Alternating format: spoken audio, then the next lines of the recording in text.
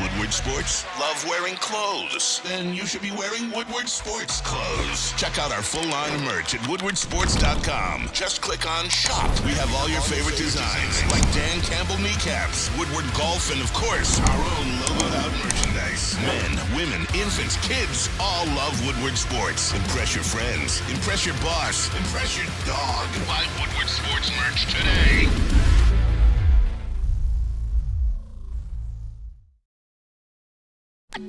Good morning, every single one of you amazing people. It is Monday morning.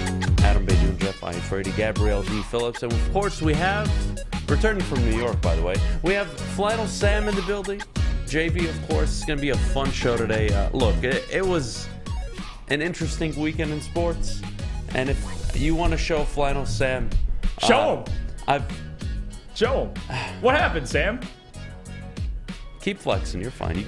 You can do it. There's no. I don't think women watch the show. So. I mean, some women watch this show. You know, I'm just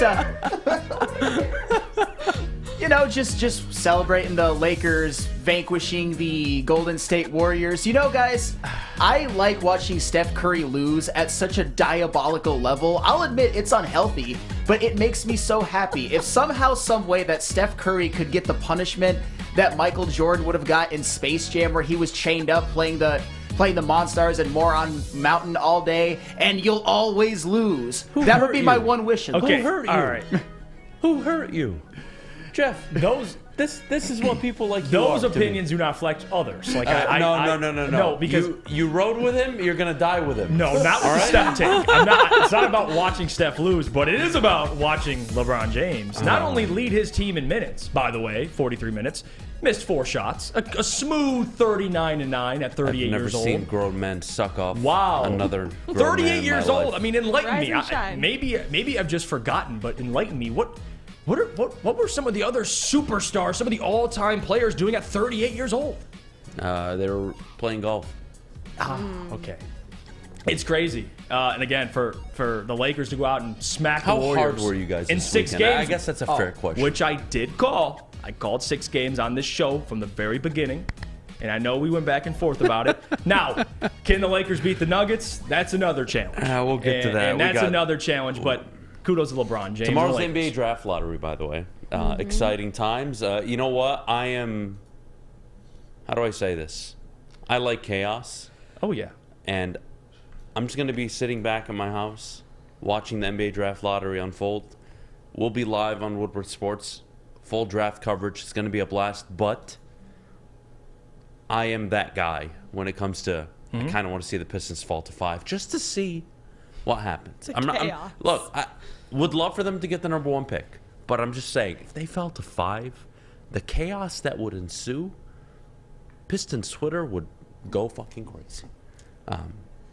Part of me wants to see that. Part of me doesn't. But a majority of me does want to see it. Gabby, how was New York? It was good. It was busy. It was a very busy weekend. We had gone for one of our really close family friends was looking for her wedding dress. So she's my first of my friends to get married. So like going through that process, whew, it ain't cheap. I remember the first time I got married. That thing is it's a whole process. Second time, not so much. First time, oh my goodness. It was beautiful weather. Was it nice here this weekend? I don't know. I honestly didn't go You outside. didn't go outside. No. It was all Fitting. right. Wait, hold on. You were just going to skim by the fact that you got married twice. It was a joke. Okay, I was going to say, what? It's a joke. Almost I random. just let it go by. All right, I was saying, you just kind of let Should that know thing me by slide now. by, like He's no a one's going to liar. notice it. You but- should know me by now. All right, look, we got a jam-packed show. We'll get started with Sam LaPorta. His impressive day 1 took everybody by surprise. Monty Williams fired by the Phoenix Suns. Is that somebody you'd like to see coaching the Pistons next year? Kevin Ollie seems to be the favorite, but we'll get to that next. At 8:30, we'll give our way too early 2023 NFL Division winner predictions, which I think Flannel Sam is going to hate me for. And I'm going to double down. And at 8:45, we're going to do the way too early NFL wildcard predictions. So the teams that will get in, teams that are going to be ranked 5th through 7th, respectively, in their conference. At 9 o'clock, what does a truly successful season look like for the Detroit Lions? The schedule's out. The Kool-Aid has been sipped. Everybody's excited. Everybody's released whatever energy they had left into the schedule. Can we now just agree on a benchmark that the team has to reach this year for it to be a successful season? At 9:15, we'll get to the playoffs.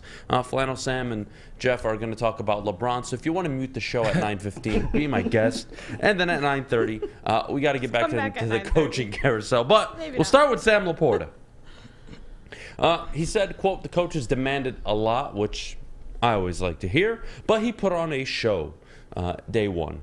And look, to be the best player by a country mile, opening practice. There's not much to read into, but for me, it's not reassuring. But hey, you take the wins when you get them, especially in the offseason, right? There's no football games being played. Camp hasn't started yet. You haven't had joint practices. We're months away from all this.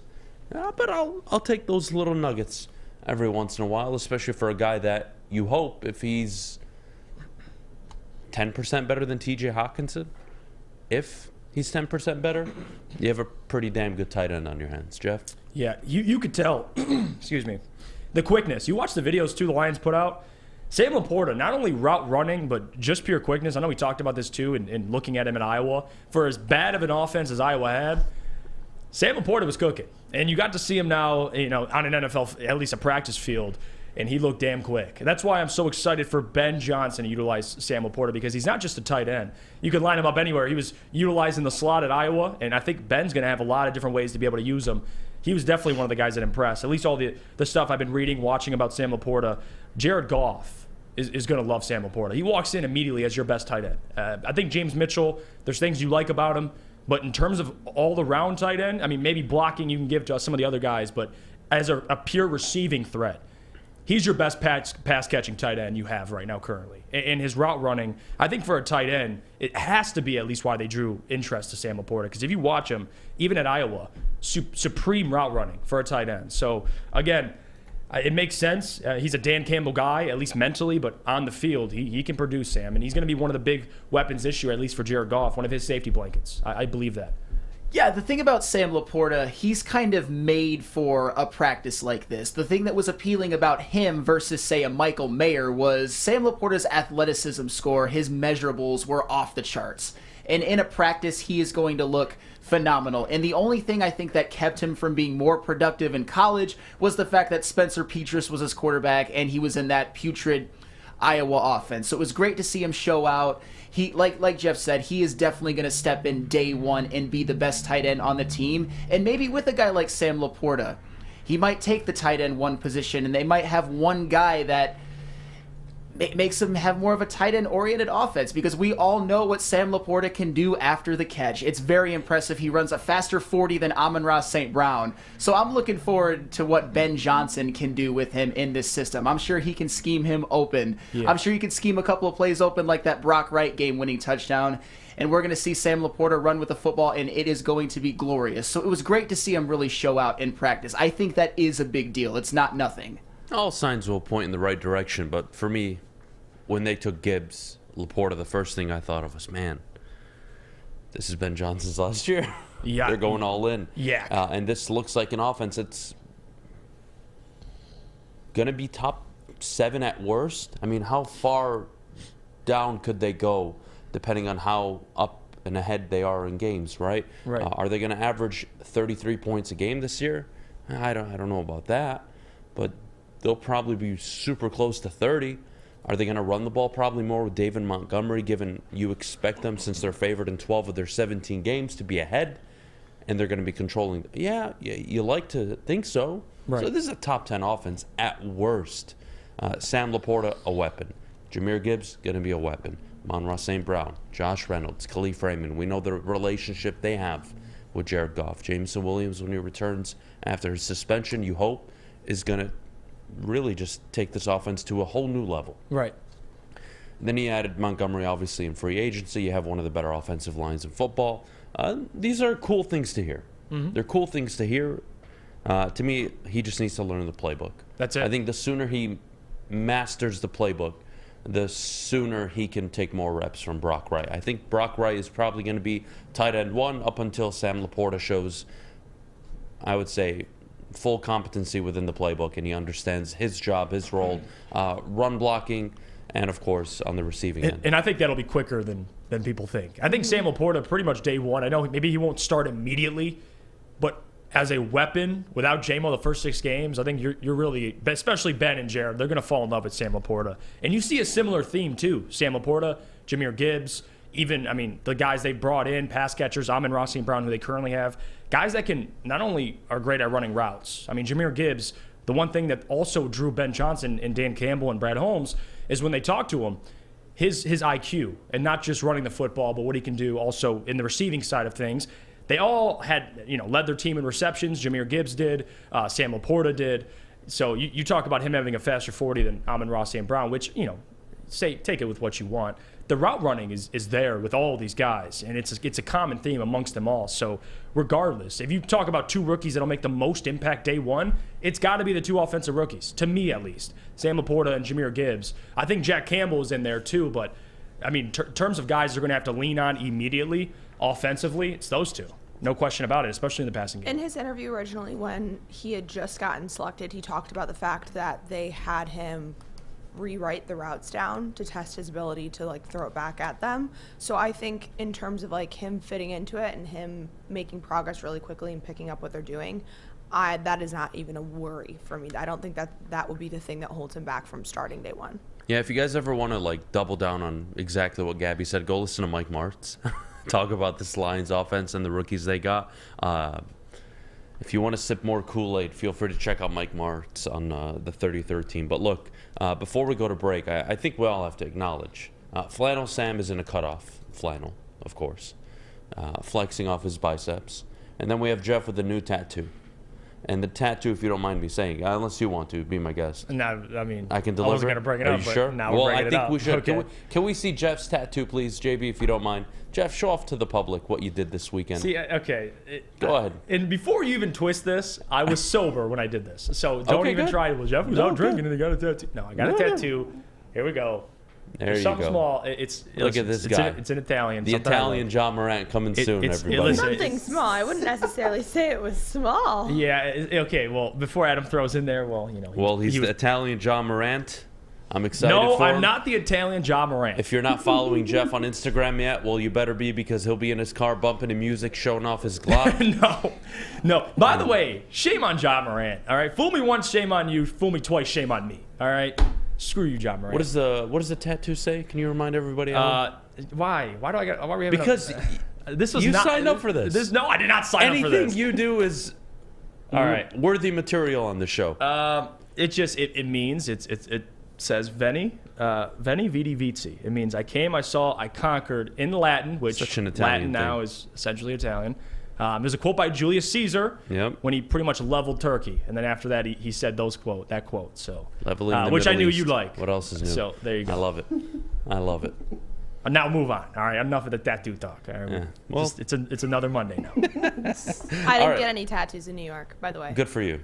Any rallies you attended this weekend? Nope, just nothing bridal boutiques all day, every day. You didn't go to the All Sheeps Matter rally? Great bridal boutiques with lots of white dresses. Unfortunate. That's unfortunate. Big price tags. I was about to attend a rally this weekend. All goats matter. Almost went. But then I realized goats don't matter. So here we are. There is a goat that matters, though. Oh, yeah, I know. We'll get to him in a second. You set that up. Sam, I set it up for you guys. Monty Williams fired by the Phoenix Suns. Should the Pistons consider him? Kevin Ollie, currently the favorite to be the next Detroit Pistons head coach. What should the Pistons do? Jeff, I really want to hear your thoughts on this. Flannel will get to you as well. But before we go, Jeff, our good friends over at the Sports Marketing Agency. The Sports Marketing Agency helps spread awareness about mental health and substance abuse. Their new podcast, This is the S Word, helps fight the stigma about seeking help. If you or someone you know is struggling, head to thesportsma.com for more information. Woodward Avenue, the first paved road in America. Woodward Sports, the first sports network born in Detroit and made for Detroit. Introducing the Planet Fitness Guide to getting that post-workout glow. Step 1. What's your why? More epic energy? Better sleep? Blow off steam? Step 2. Join Planet Fitness for just $10 a month and get moving in our clean and spacious clubs. Step 3. Bask in that post-workout glow. Join Planet Fitness today for just $10 a month. Join today at any of the 50-plus Detroit area locations. You have an opinion? Make sure it's seen and heard. Corner, jumper, tweet us, hop on the YouTube chat, slide in the DMS at Woodward Sports on all social media. Woodward Show. If you're watching at woodwardsports.com, thanks so much for checking us out. Please be sure to check out all of our clips and the other episodes, articles, plenty of coverage from rookie minicamp this past weekend from our Red Wings beat writer, Matt Broder. And follow us on all social media at Woodward Sports. I love it. I love it. I love it. 8:16. Don't spill everything. Relax, buddy. Can we confirm, by the way, can somebody do a Google search that Jeff's tattoo says what it says? Or No, you don't need to confirm it. Well, what if it says fuck Flannel Sam? How am I supposed to know? I don't speak Latin. You know what my biggest fear was whenever I was thinking about getting a tattoo is the dude, for some reason, don't ask me why, misspelling it. I don't know, because at that point, I'm sure you're you screwed. went to a professional. Well, yes. Okay, then but you you're never fine. know. Like, the guy could be, off Regerts? crack or something. I don't know. Regerts? Yeah. But thank goodness we're okay. It does mean what it says. By the way, side talk before we get to Monty Williams and the Pistons. I am super happy this weekend for Why? Jason Tatum. Oh, yeah. Like, to have that game start off 1 for 10 in Game 6, 13 or 14 points, whatever it was in the fourth quarter of Game 6, lights out, wins them the game, follows it up with a 51-point performance in Game 7 to send the fake MVP and James Harden home. Phenomenal performance. Really happy for him. But Monty Williams let go by the Phoenix Suns, and if you pay attention to Michigan State Twitter, well, Tom Izzo was the first name brought up this weekend, but we're not going to do that. That's a bunch of shit. Kevin Ollie, Monty Williams, Yeah. Charles Lee. Jeff, you know the list. Walk me through it. Who do you want to be the head coach? What should the Pistons do? Not even what you want. What should they do? Should they even consider Monty Williams? Well, at this point, especially now that they're in the second wave of interviews and they got Kevin Ollie, Charles Lee, and Jaron Collins, maybe they bring in, again, maybe they bring him in for an interview. I don't know. At this point, maybe it's too late. But Monty Williams at least deserves an interview. We talked about this with Mike Budenholzer. More than Budenholzer? No. Oh, I'm thank going to God. get to that. Thank Don't God. worry. I'm going to get to that. I can at least look you in the face this morning. Because we would agree. I think I was Budenholzer nervous. and Monty both. I would agree they both deserve an interview. But for me to say they both should be the next head coach of the Pistons, I'd be lying. I don't want Monty Williams either. If you look at Monty, and I love Monty as a human being.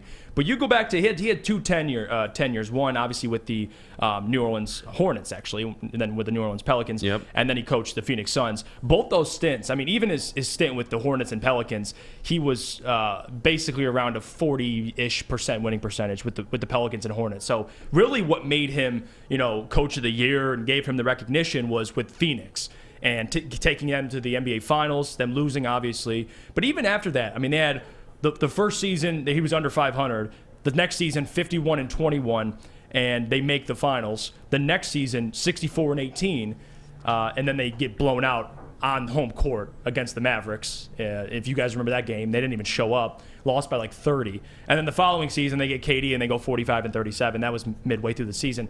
There's really nothing there for me, for Monty Williams, if I'm being real. I still want Charles Lee. Can I ask you He's something? my number one guy. But unfortunately, Kevin Ollie, as reported, he might be the guy. But we'll see. Let me ask you something. What's the most important attribute or trait that you're looking for in the next Pistons coach? Forget all the names. Well, I mean, What are you looking for? Are you looking for the serial winner? Are you looking for the player developer? Are you looking for an innovator, somebody on the offensive? What are you looking? What's one trait that really means a lot? I think this team needs a little bit of everything, to be honest with you. I think you need to be able to develop players. I think you need experience, at least winning a championship or winning at a high level. You need to be a defensive-first head coach, but also someone that could be creative offensively, but defensively. That's the identity of this city. And they were so bad last year, and we'll see what they do in free agency in the draft, but you need a defensive-minded head coach. And somebody just hold guys accountable, but also somebody that relates to these players. I don't want somebody that's 60, 65 years old. I need somebody that's 40-ish. 40-ish, that's the number for me. Somebody that can relate to players, but also you respect the guy because he's won. Charles Lee fits that for me, right? Comes from a team that, again, had all the personnel defensively, defensive-minded, but also under Budenholzer, there's a lot of that offensive philosophies he can mimic. But also he's young, right? He's well-spoken. He has an NBA ring. He has a championship. Like, those are the things I'm looking for. Jaron Collins has rings. Kevin Ali's the one that I'm more skeptical about because he doesn't really check any of those boxes besides player development, which he can develop players, but he's never been on an NBA bench. He hasn't won at an NBA level. He won an NCAA title, but after that, UConn just went downhill. So Kevin Ali, I'm unsure about. Again, if Troy hires him, you better hope he's good, because if he's not, I'm going to hold Troy accountable. Tenure in Boston when he was the coach, not the Brad GM. Stevens? Yeah. I like Brad Stevens a lot. I mean, offensively, there you go. Because go from college to the NBA, develops players, but they're winning at a high level. Obviously, Boston had a plethora of picks, getting top 3, top 5 picks. Tatum, we know the story. Yep. Kyrie Irving, the teams they built, one of the better ran organizations. But you're going to have Kevin Ollie, who's been in a developmental league, coaching players, transition to the NBA. Do you have confidence that he's going to be able to take that next step? Because he was an NCAA champion. Brad Stevens, one of the few coaches that comes out of college with success, walks into the NBA and doubles down with it. It's not super common, but it's happened before. Yes, it's happened. And you have to look at certain things with Kevin Ali, right? The NBA isn't all, it's mostly relationships. Like, if you come in as a head coach, and because people think being a head coach in the NBA is like being an OC in the NFL. Like, you got to be innovative and all this stuff. That's part of it. But a lot of the NBA runs the same thing. It's just different terminology. Like, a lot of being a coach isn't always on the court. It's off the court, getting these guys just at least in the right position, but also making sure everything's going smoothly. And for Kevin Ali, although he can do that, I don't have as much of a resume as I do the other coaches. So that's why I shy away. I'm not going to say Kevin Ali can't be a good head coach, but if Troy Weaver, whoever he brings in, Troy Weaver's on under a spotlight. So that's why I'd rather go with the guy that checks more boxes.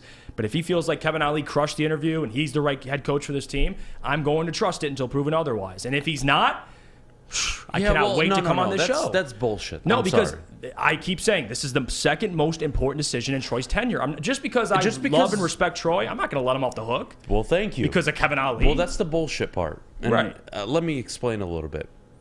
It's okay to back a GM. It's okay to question him. But this decision is going to determine whether or not the Pistons are going to be in the playoffs a year or two from now. Right. This decision is going to really, really impact whether or not Jaden Ivey, Cade Cunningham, Jalen Duren, these guys are all going to develop and take that next step into becoming potentially all-stars, maybe even stars in the NBA in the next 2 to 3 years. Mm-hmm. They have to get this right. Have to. They have to get it right. I don't think Monty Williams is the pick. I do think there's something to your point about having a younger guy in the building, a more relatable human. Dwayne Casey walked into a 8-seed situation. They got to the playoffs. They got their asses handed to them. And then they didn't commit to a rebuild until it was too late. And then they did. Right. And they are where they are now. So they got to get this pick right, or this hire right. Budenholzer, Monty Williams, 2 playoff winning coaches out of the turn. Flannel Sam, your thoughts on Monty Williams, Mike Budenholzer? Do you think the Pistons should consider him, or are you more of a Charles Lee, Jaron Collins, and Kevin Ollie guy? You know what? There are a few different categories to that. There's obviously a lot of guys out right now who are available who have very, very, I'd say, attractive resumes. I mean, Mike Budenholzer is a championship-winning head coach. Monty Williams is an NBA Finals appearance head coach. Charles Lee was an assistant on Milwaukee when they won a championship, and Jaron Collins was a high-level assistant on the Warriors, who are the preeminent basketball dynasty of the past 10 years. The one that really scares me, and the one that I think is really risky, is Kevin Ollie. Because Kevin Ollie, he was obviously a journeyman in the NBA, played on a lot of different teams, was a championship-winning head coach at UConn. But every other year he was at UConn, I think he made one round of 32 and lots of NITs there. And we all know that in the NCAA tournament, you get one hot guard and you go on a run like Shabazz Napier. I think it was more Shabazz Napier than Kevin Ollie. And the fact that there are all of these proven names out there, the names that I just mentioned, and from all accounts, it seems like Kevin Ollie is the front runner. That's risky to me. He has never been an NBA coach at any level. And that is one, if you're Troy Weaver, if you hire Kevin Ollie and it goes wrong, you're fired. No ifs, ands, or buts, you're fired. So that is very, very risky when you have proven names out there and you would go with the Kevin Ollie. What is the definition of Kevin Ollie not working, though? Or any coach, for that matter, that takes this job. I would like to know, because I'm actually not on that. I'm not going to agree with you, because NBA GMs typically are allowed to hire a second and third, and sometimes, depending on the success, a fourth coach. So it depends on the roster he builds, and if the team's capable of winning, and whether or not they're under-delivering or not. I think that's important. But what is success in the next 3 years? I think you just nailed it. Underperforming, right? If you have talent and you're missing the play-in, or you're not getting to the win total they think they can get to, then yeah, they're going to look at whoever it is, Kevin Ollie, Charles Lee, doesn't matter who it is, Sam Flannel, whoever's the head coach, and he's going to be under criticism. This year, the Pistons, at least in the offseason and the draft, they should be good enough to contend for the play-in. Now, wins matter, but also player development matters. If Cade and Jaden Ivey can play together and everything runs smoothly, and let's say they win 35 games, or almost 40 games this year, Kevin Ollie, I'm willing to give him more time. But you can tell, listen, especially with Pistons Twitter, you watch games, you watch every game like I did last year for the Pistons. I'm going to be tuned in every game. You're going to be able to tell if Kevin Ollie's a right head coach. You will. Like, usually it's the eye test, but you'll be able to tell, listening to him in the post-game press conference, how he speaks, how he handles, what his plan is for the team. Like, all that stuff will matter. And I think it's going to take more than 1 year to know if Kevin Ollie's it didn't work out. I think you would need 2 to 3 years to know. Because if there's not significant improvement through those 3 years, then yeah, we're all going to be looking at Troy Weaver like, who'd you bring in? Because this team is good enough to, at least the next couple years, take steps to make the postseason. Then let me ask you guys something, okay? Compare the Pistons roster to the Pelicans and the Thunder for a minute. Yes. Obviously, some huge differences. SGA and OKC. Yeah, he's an all-NBA player. Right? You have an all-NBA talent. But I think we're all looking here in Detroit at Jaden Ivey. You're all looking at Cade Cunningham. Yes. And hopefully he gives you 70-plus games this year. You're like, man, those are future stars in the NBA. Mm-hmm. So my question is, why can the OKC Thunder win 22 games in 2020, 24 in 2021, and then this past season win 40 with, yes, an all-NBA talent in SGA who's giving you almost 30 points a night, but you got young rookie guards, rookie forwards, second-year guards, second-year forwards on that roster. They're the youngest roster in the NBA, and in the Western Conference, they can win 40. And let's all be real here. SGA, phenomenal scorer. We don't look at him as a superstar-level talent. He can score. He can put buckets up. He's actually probably a really good number 2. He's probably you put him and Luka Doncic together. You put him and one of the elite stars in the game together. Oh, they can get to a Western Conference or Eastern Conference final. He's really good. Yep. But why can they overachieve? Why can New Orleans, Willie Green takes over? They win 5 more games this first year, and then they finally break the 40-win mark in the Western Conference, a more difficult conference. Well, what's attractive is both the head coach of the Pelicans and the Thunder. I mean, you talk about the Thunder, Mark, I think Daigneault, he's 38 years old. Who was the G League coach of the Thunder Blue, Oklahoma City Blue, whatever it is, for 5 years before even getting that opportunity. So 38 years old, Willie Green, 41 years old.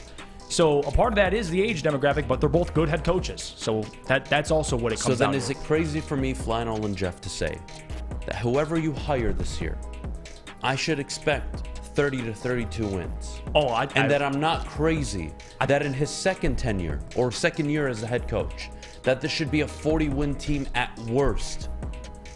Because you're going to have Cade in year 5. Yes. Ivy in year 3, year 4. What am I waiting for? And although the roster's not there yet, they have the whole offseason to improve it. So we're talking about way too early. And I think you're spot on. I think you're being friendly. 30 to 32, I would say 35 minimum for me. I think that's too much. I'm done with 30 wins. Like this, you have talent, you have money, you have a top 5 pick. Go out and win 35 games. Like I'm not going to sit here and say 30 wins I'll be okay with. I'm not doing that no more. This team to me is with Cade this year, they probably would have won 20-ish games. You're telling me they can't win 10 more? Like Sam. Yeah.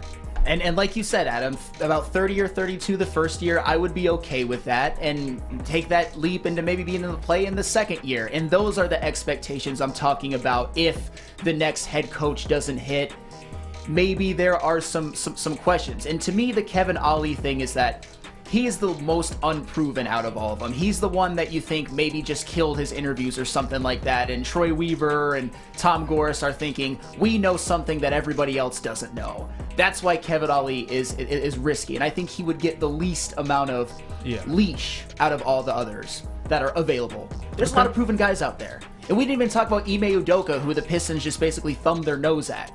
I think ethics matter. Yeah, I mean, they let's had be honest. Rob Murphy situation. Woodward Sports gets rid of our COO, right? Hell, they get rid of me, and they want to make a new hire. Okay, well, are you going to go hire somebody that sexually assaulted somebody in his previous job? Probably not. That's not the most ideal leadership standard that you want to have at your company. So look, Ime Udoka, yeah, excellent coach, excellent track record in the 1 year he was the head coach of the Boston Celtics, but I'm sorry. He's going to go have to take an assistant job. Well, I mean, he's the head coach now for the Rockets. Yeah. But like, to me, if I was going to hire him, I would have liked to seen him take a assistant job somewhere, kind of be in a professional setting, and then go out in the job market. Houston doesn't give a shit. They hired him. Good for them. They probably sold him on Victor. I mean, let's be real here. They'll probably get Victor regardless. Tomorrow. But let's take a break.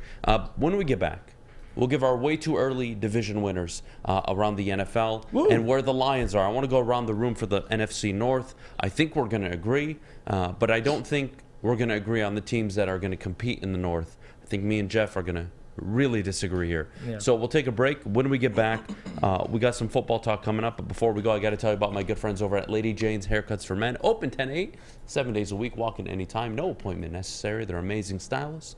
We'll take care of you like they always take care of me. So get to a Lady Jane's near you. Lady Jane's. It's wicked awesome.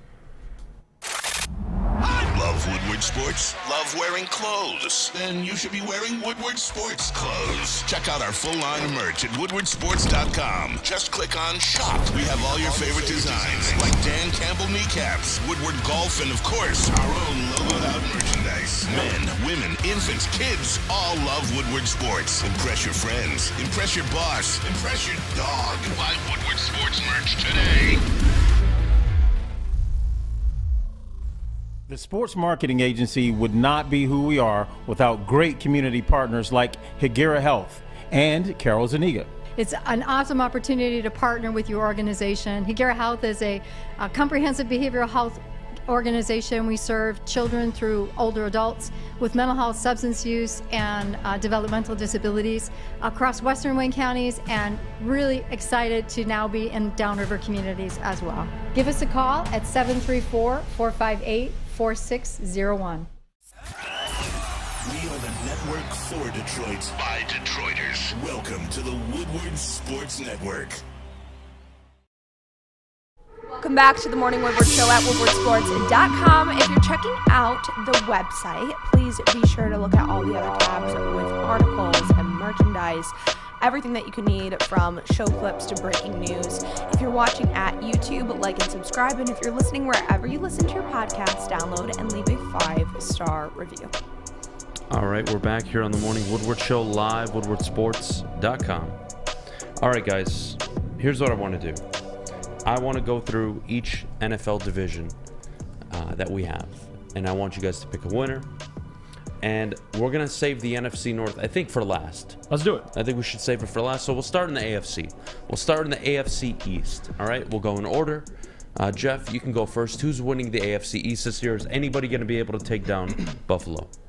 So this one I struggle with because I like Miami a lot, but Tua's health I can't bet on. So I'm going to go Bills here. I'm going to stick with the Bills. I think they won the division the last 3 years, I believe, and only them and the Chiefs have done that, consistently win their division. This division to me will be tough. I can see the Jets winning 10 games. I can see the Dolphins winning 10 games, and I can see the Bills winning 10-plus games. But again, who am I trusting here? Aaron Rodgers or Tua? I ain't trusting Aaron. And Tua I can't depend on because, again, I don't know if he can stay healthy. I can depend on at least the Bills winning 12 games again, 11, 12 games.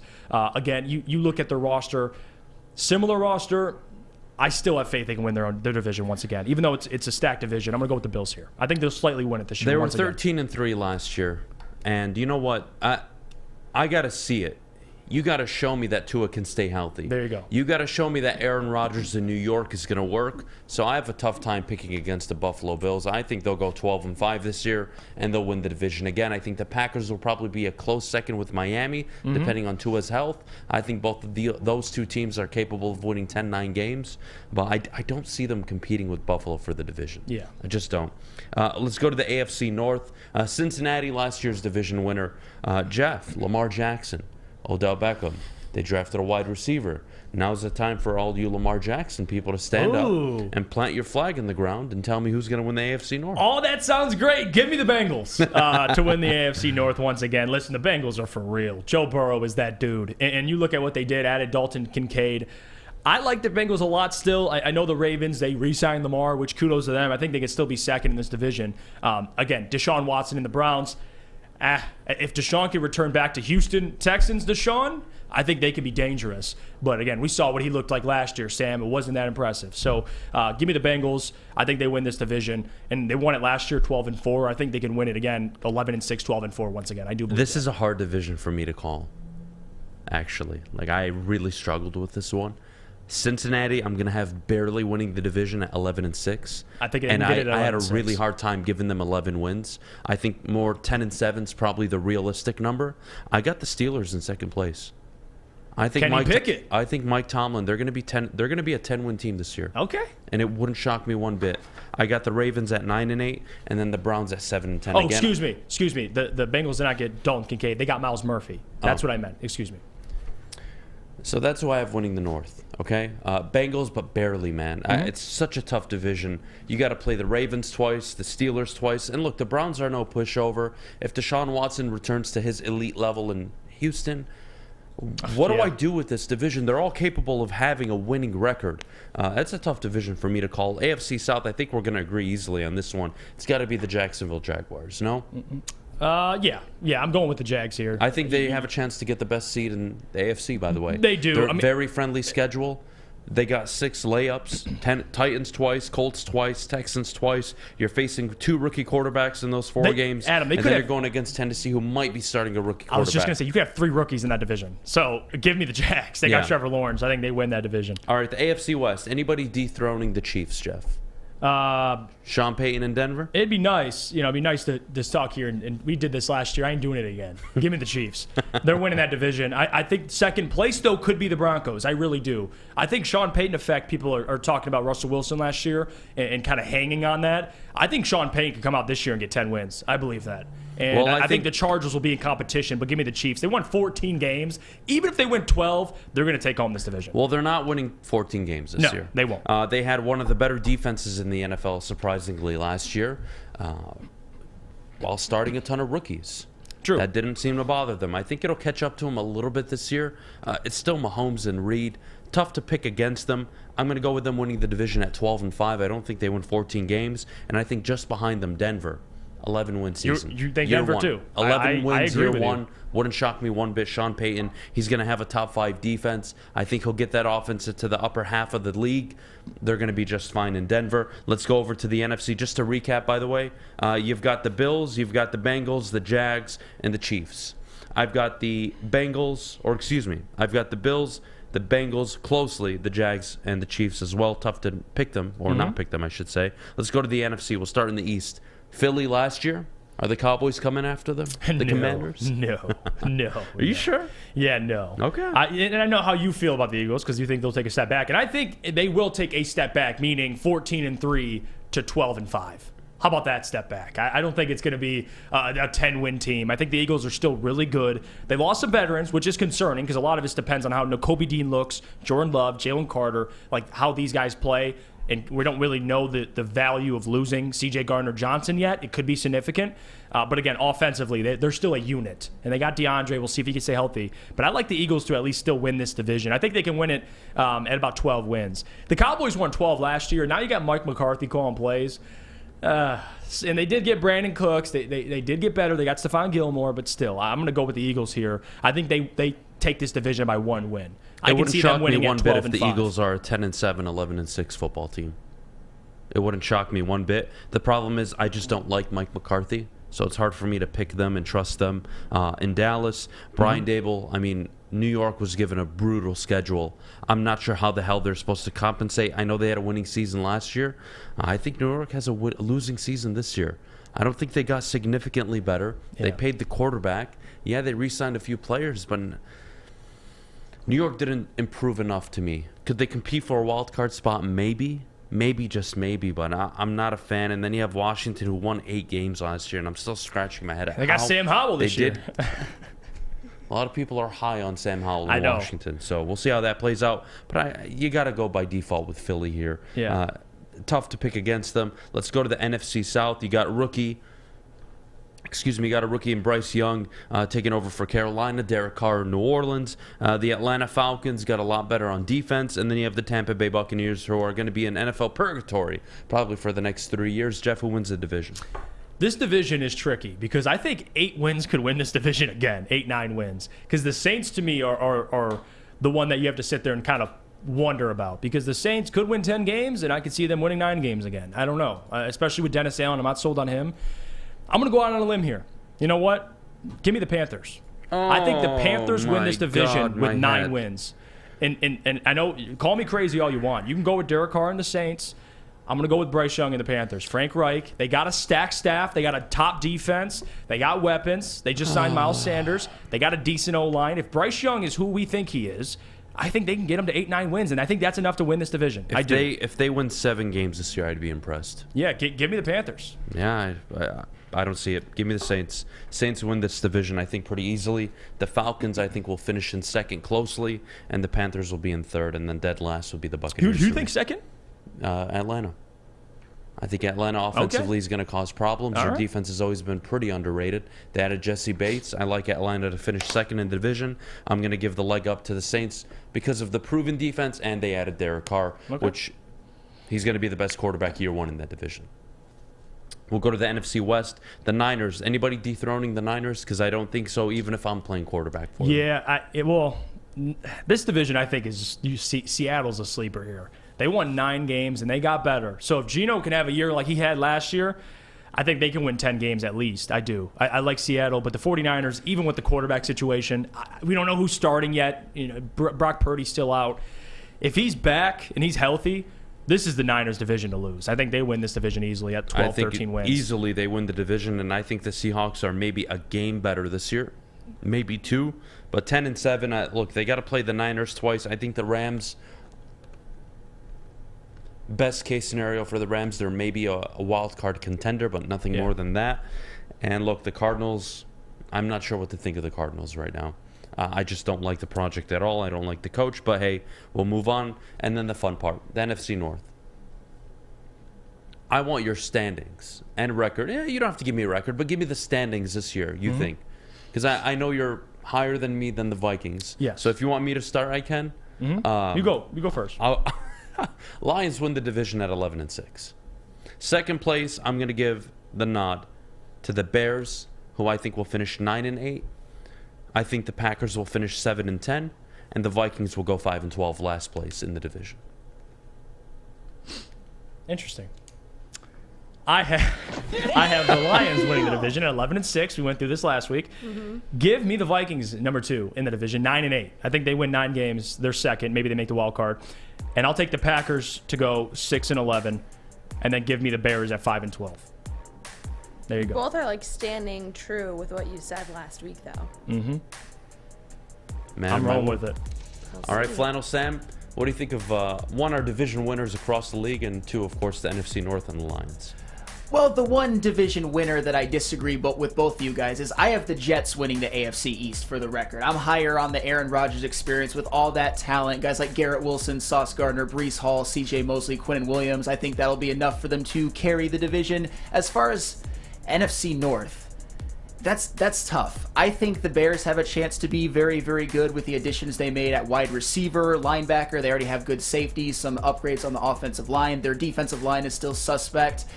The Vikings, I always thought, were a little fraudulent last year. They lost Eric Kendricks. They lost Patrick Peterson. They're never, ever, ever going to go 11-0 in one-score games again, and they might lose Dalvin Cook. And the Packers, they've got a lot of good pieces. They got good running backs, Jair Alexander, Rashawn Gary, Devondre Campbell. I don't know. It wouldn't shock me at all if the Vikings finished last in the division. 5-12, that's a little bit crazy, but... Well, let me put it this way, and I think this way you guys will appreciate it more. They were 11-0 in one-possession games. Fair? Last year. Outer space level. 13-win team. If they went 7-4 last year in one-possession games, would you sit up here and say that's impressive?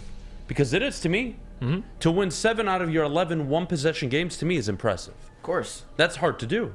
Had they done that, they would have been a 9-win football team.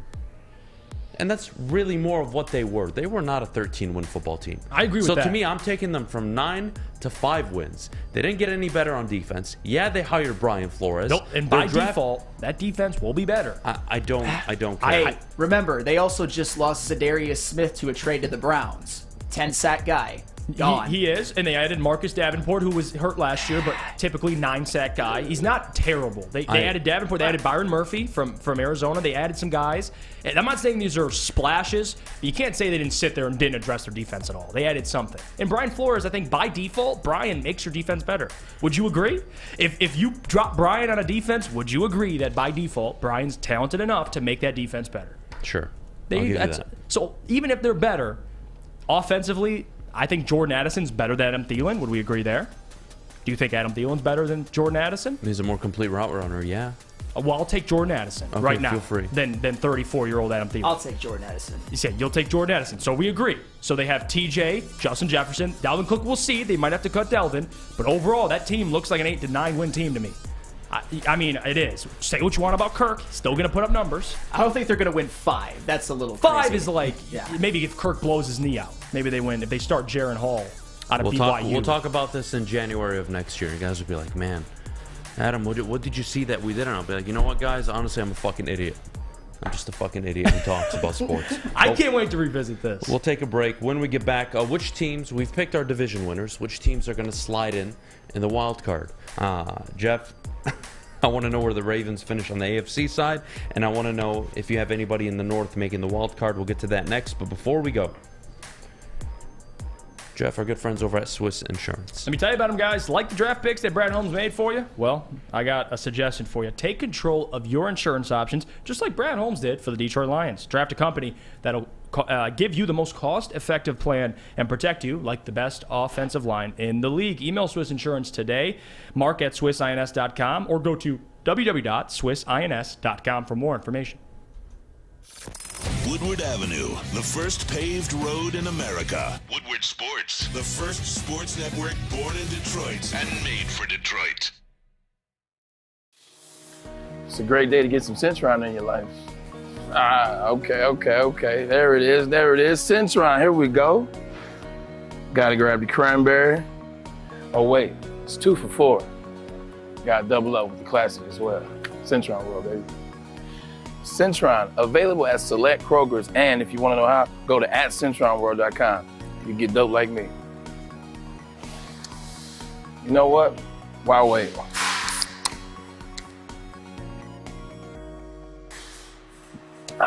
Great taste, guaranteed.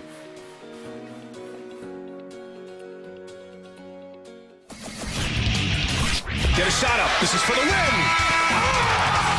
All of Detroit's sports teams live on Woodward. All of Detroit's sports coverage lives on Woodward Sports. Driving the best in Detroit sports coverage. Woodward Show, if you're watching at woodwardsports.com, please be sure to check out our articles, all the breaking news, merchandise, as well as previous show clips and other live shows that we've had. And if you're listening wherever you listen to your podcast, download and leave a 5-star review. And if you're watching on YouTube, like and subscribe. All right, we're back. And here's what we're going to do. I want to talk about wildcard teams. So we have the Lions winning the division, right? So you don't have to worry about the Lions. They're going to be hosting a home playoff game. But, Jeff, go to the AFC side. You said you liked Miami. You like the Jets. Flannel has the Jets winning the division. You've got Baltimore. You have the Chargers. One of these, not one, multiple teams. You have the Broncos. There's going to be possibly 2 10-win teams that miss out on the playoffs this year. Think about that. Yeah. Let's start on the AFC side. I'll give you my 3 teams that I think are going to be in the wild card. I'm going to start with the Pittsburgh Steelers. I'm going to go with the Denver Broncos.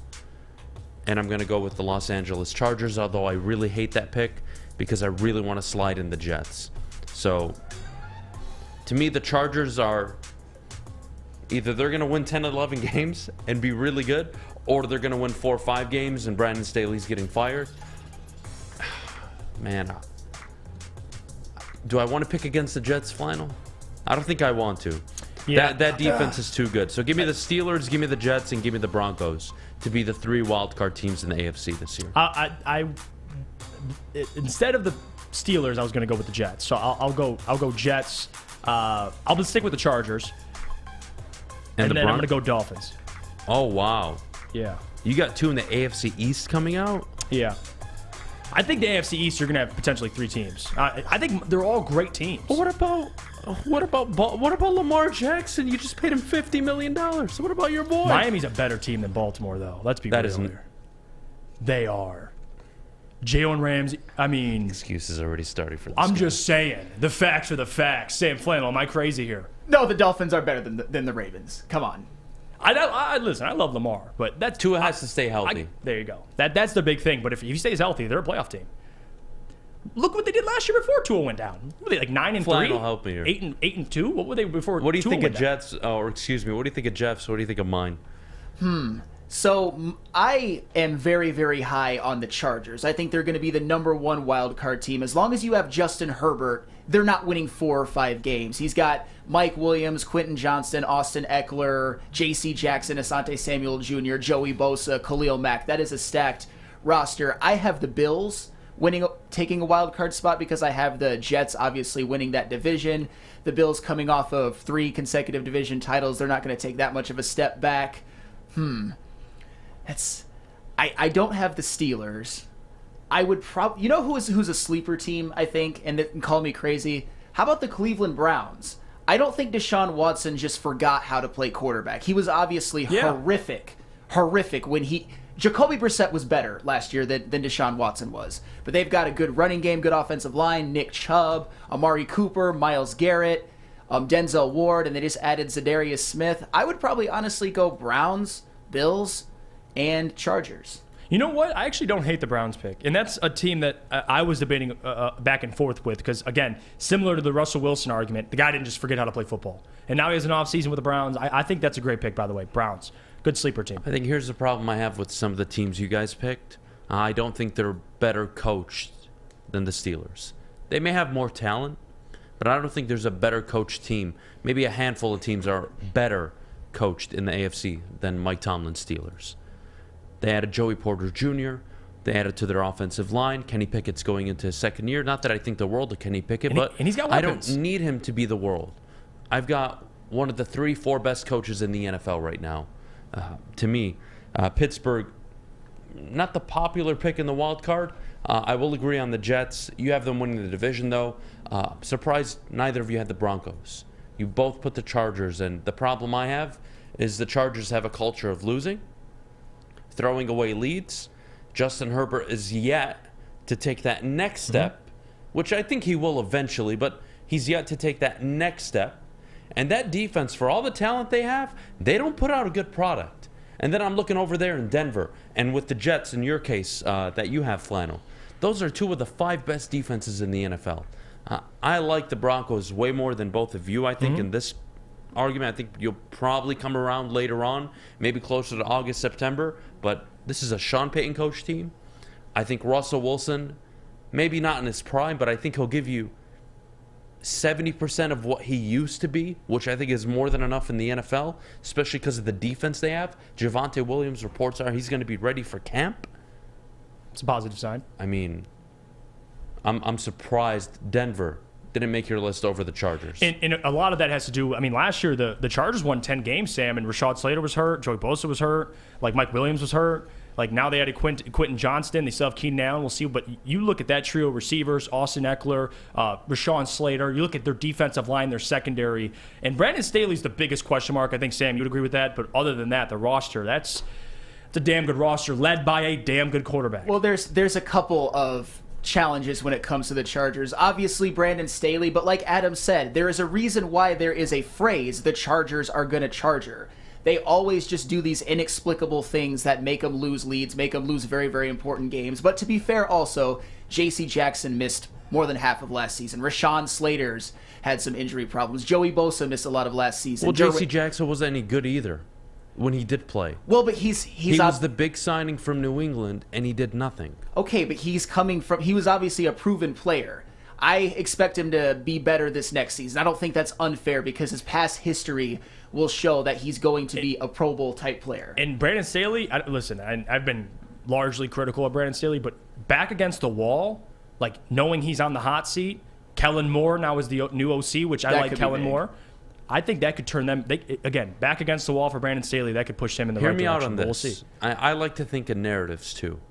And I probably weigh the what-if outcomes more than sometimes you think maybe you should, Flano, especially you for such an analytical guy. But I like to think of what narratives are going to go around the NFL this year, right? What jobs are going to open up? 6-7 jobs open up every year on average. Mm-hmm. So what jobs are going to open up? Who's getting fired this year? And I look around the NFL. To me, Kevin Stefanski in Cleveland is a perfect name to get fired, even though former coach of the year. But the Cleveland Browns missed the playoffs again. They have a losing record. He's probably out the door.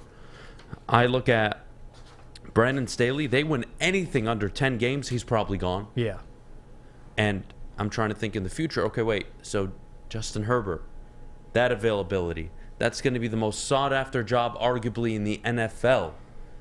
If it's open, who else in the AFC is under pressure? You look at Bill Belichick. What are they going to do in New England? None of you guys didn't even bring him up. What's New England doing? Mac Jones, is he going to regress again? I'm not sure what to think. Bill O'Brien's there. I think they'll be more competent on offense than having Matt Patricia, but my goodness. In that division, they're poised to finish last. What does that mean for Bill Belichick?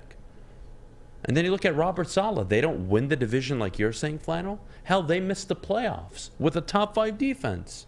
Robert Saleh's going to be out the door. And then you go to the NFC.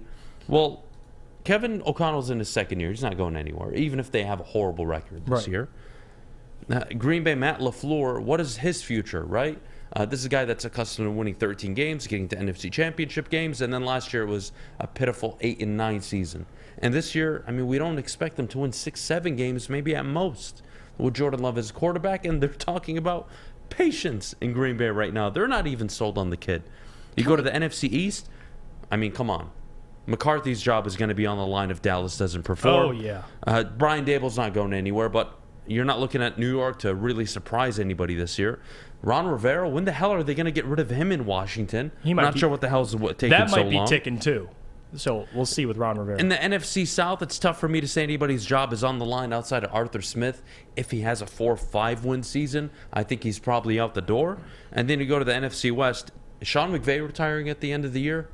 I think you have a new coach in Arizona, so there's nothing that's going to change there. Pete Carroll, I don't expect anything to happen there. And, of course, Kyle Shanahan, I don't expect anything to happen. So probably 4, 5, 6 jobs are going to open up this year. And I just gave you the scenarios where they can or will. That's how I like to think of the future, the division winners, the wild card teams. It's going to happen. It's inevitable. We know 5, 6 jobs open up every year. Yeah. Well, which jobs are most likely to? We know no one's touching the Niner job. No one's touching the Seahawks job. No. So, Flannel, again, Denver, to me, is the team that could dethrone Kansas City if they have the opportunity to. I think more than the Chargers. To me, the Chargers have a unproven coach. I like him, but they're missing the details. You don't blow a 27 lead and only give the running back 3 carries, Austin Eckler, in the second half of a playoff game. You don't give him 3 touches. That's absurd. And to me, it's hard to overcome tragedy in the NFL. I don't know many teams that blow leads like that and turn it around the next year. I don't. Well, true. And I think a lot of that has to do with coaching, to your point. Like with Sean Payton with the Broncos, if you're going to beat the Chiefs, you got to beat the Chiefs in a shootout. Like, you got to be able to score points. And with Russell Wilson in that offense last year, it was atrocious. So we'll see how much of an impact Sean Payton has this year, which I think will be significant. But Sam, even with the Chargers, the point I would make is the upside of what they have offensively, although they threw a 27-point lead, I know this sounds, it's a stupid argument, but they were up 27. So, and they got Kellen Moore. We'll see if things change offensively. But the fact that they have the talent they have, to me, they can compete with Kansas City. But let's be real here. I don't think anybody in this division can compete with Kansas City. No, nobody's beating Kansas City. Anybody who suggests otherwise should honestly not be allowed to talk football at this point. But the Chargers, let's just be honest, they have as much high-end talent as almost any team in the NFL. They have. Whose coaching do you trust more, Brandon Staley's or Mike Tomlin's? Brandon Staley or Sean Payton? Right, yeah, and that's the rabbit hole we're going to go down because Brandon Staley hasn't proven that he can coach at that high of a level. Anybody can win 10 games in the NFL. Anybody can win 9. Fuck. I've seen Jim Caldwell win 9 games in the NFL. I've seen worse coaches than Caldwell win 8, 7, 8, 9, 10 games. Doesn't mean you're an elite coach. When it comes to playoff time and consistently competing for your division, it's about those little details. I want to hear the wild card picks from the voice of reason. I mean, I'd love to, but we got to go to break. So I'm sorry, JB. Maybe you're gonna get shut out on this one, buddy. I want to know. The level-headed JB's answer. gonna say the Lions because he's a good man. He's a good man. He'll agree with me that the Vikings will finish last, but we'll hear it out of the break. JB. But before we go, don't you do it. Jeff, our good friends over at Guardian Alarm. Let me tell you about Guardian Alarm because they got customized solutions from real experts. They're professional technicians. Take the time to recommend security and automation solutions specific to your needs. They also have 24/7 professional monitoring, technology backed by people, because your safety and security deserves technology that's not only been proven to work, but by people that have been proven to care. Call 1-800-STAY-OUT for more information. Get a shot up. This is for the win. All of Detroit's sports teams live on Woodward. All of Detroit's sports coverage lives on Woodward Sports. Driving the best in Detroit sports coverage. Introducing the Planet Fitness Guide to getting that post-workout glow. Step 1. What's your why? More epic energy? Better sleep? Blow off steam? Step 2. Join Planet Fitness for just $10 a month and get moving in our clean and spacious clubs. Step 3. Bask in that post-workout glow. Join Planet Fitness today for just $10 a month. Join today at any of the 50-plus Detroit area locations. We don't like to brag that we are the toughest sports network in Detroit, but we do have a guy named Darren McCarty on our side. Lemieux and McCarty, who've had a good knockdown drag up. There they go, right on the whistle. They were talking to one another. Woodward Sports. Welcome back to the Morning Woodward Show. If you're watching at woodwardsports.com, thank you for checking out the website. Please be sure to check out all of our clips and previous live shows. And today at 11, Big D Energy will be live. Then from 2 to 4, Ermanni and Edwards, and 5 to 7, the Woodward Heavyweights. If you're looking for all fun Woodward Sports content, check out our social media at Woodward Sports, download our podcast, and leave a 5-star review. And if you're watching on YouTube, like and subscribe. All right, JB. I had the Lions winning the division at 11-6. So did Jeff. We disagree on the Vikings and the Packers. What do you think? I probably got to agree with you. I'm taking the Lions here, of course. Oh, so you think the Vikings win 5 games? Where do they finish? Forget the games. Where do they finish, buddy? They will finish 3rd in the division. I'm still high on the Bears, so you got to give me a break on this. He's been consistent with that. Yeah, so I'm still high on the Bears, so I think they will end up 2nd. But Vikings aren't going to be extremely terrible. They will at least end third. All right, I can take that. It's kind of a win for me. You see how he's a voice of reason? Fourth, or you say fourth, I say second. He's third. He's politically He's correct. right in the middle. That's why I love JB. Correct. But he's consistent. He's been high on the Bears. On it. Yeah, he's been high on the Bears for a while. It is what it is. You know what? Wouldn't shock me though if Green Bay finished last, just because if Jordan Love is a disaster. I don't know how they're supposed to win football games. They won 8 with Aaron Rodgers last year. Not sure how the hell they're supposed to win 6 or 7 if Jordan Love isn't really good year one, which I don't think anybody expects. But let's move on. You know what? I wanted. Should we? Yeah, we'll do it. We'll do it. What does a truly successful season look like for the Lions? And schedule's out. We just went through the division winners. Jeff and I, of course, had them winning the division. JB would agree. So would Flannel. I think most people are picking the Lions to win the division. They're the favorites for a reason. But what I want to get done this morning, and I hope this puts a lot of things to bed, is what is a successful season? I want to know, and we'll throw up a poll, and your options are going to be the Lions win the division, the Lions win the division plus a playoff game, the Lions get to the playoffs without winning the division, or other, and you can type it in the chat for all I care. But that's what I want to know from you guys. And I'll tell you what success to me is, and I don't think many of you are going to agree, because by definition, if they win the division, they'll be hosting a playoff game, and you should expect them to win that playoff game, but I just want to see them win the division. Start there. Get that monkey off your back. Like one monkey at a time. Win the division. That's a successful season. You crash out to a wild card team that isn't any better than you, that is going to be disappointing. That is going to be frustrating. And if I were to vote on this poll, I think it's going to have to be division and a playoff game, just because of the state of the NFC. You're going to be an 11-win team. I think you're better than Dallas. I think you're better than Washington, New York. You're better than the Vikings, Bears, Packers. You're better than the Cardinals. You're better than the the Los Angeles Rams. You're better than the Falcons. You're better than the Saints. You're better than the Panthers. You're better than the Buccaneers. Yep. Like, who's the team that you're going to host? Because Philly's going to be a division winner. So is San Francisco. So I'm not playing them. And one of them's probably going to get the 1 seed. And who's the 4th division winner? Let's say New Orleans, right? Hell, your scenario, let's say it's the Panthers. Okay, well, who would I play then? I would play Dallas. I would play Washington. The Saints.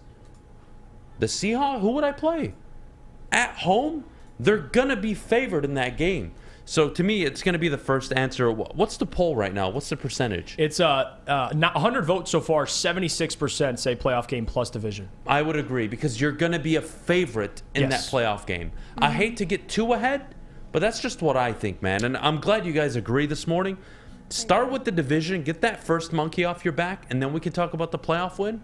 But given the year you're going to have, and the roster you're going to have, and the defense that you're going to have, I don't think there's a wild card team that's better than the Lions. I don't. I think right now the Lions are only looking up to Philly and to San Francisco. And if you want to say Dallas and Seattle, who I think are good teams this year, Seattle got a lot better. I agree, but they're still beatable. That's fine, but I don't think they're significantly better than you if you're going to say they are. So give me the Lions. They have to win a division game and a playoff game this year. I think it's the year. Host the game at Ford Field.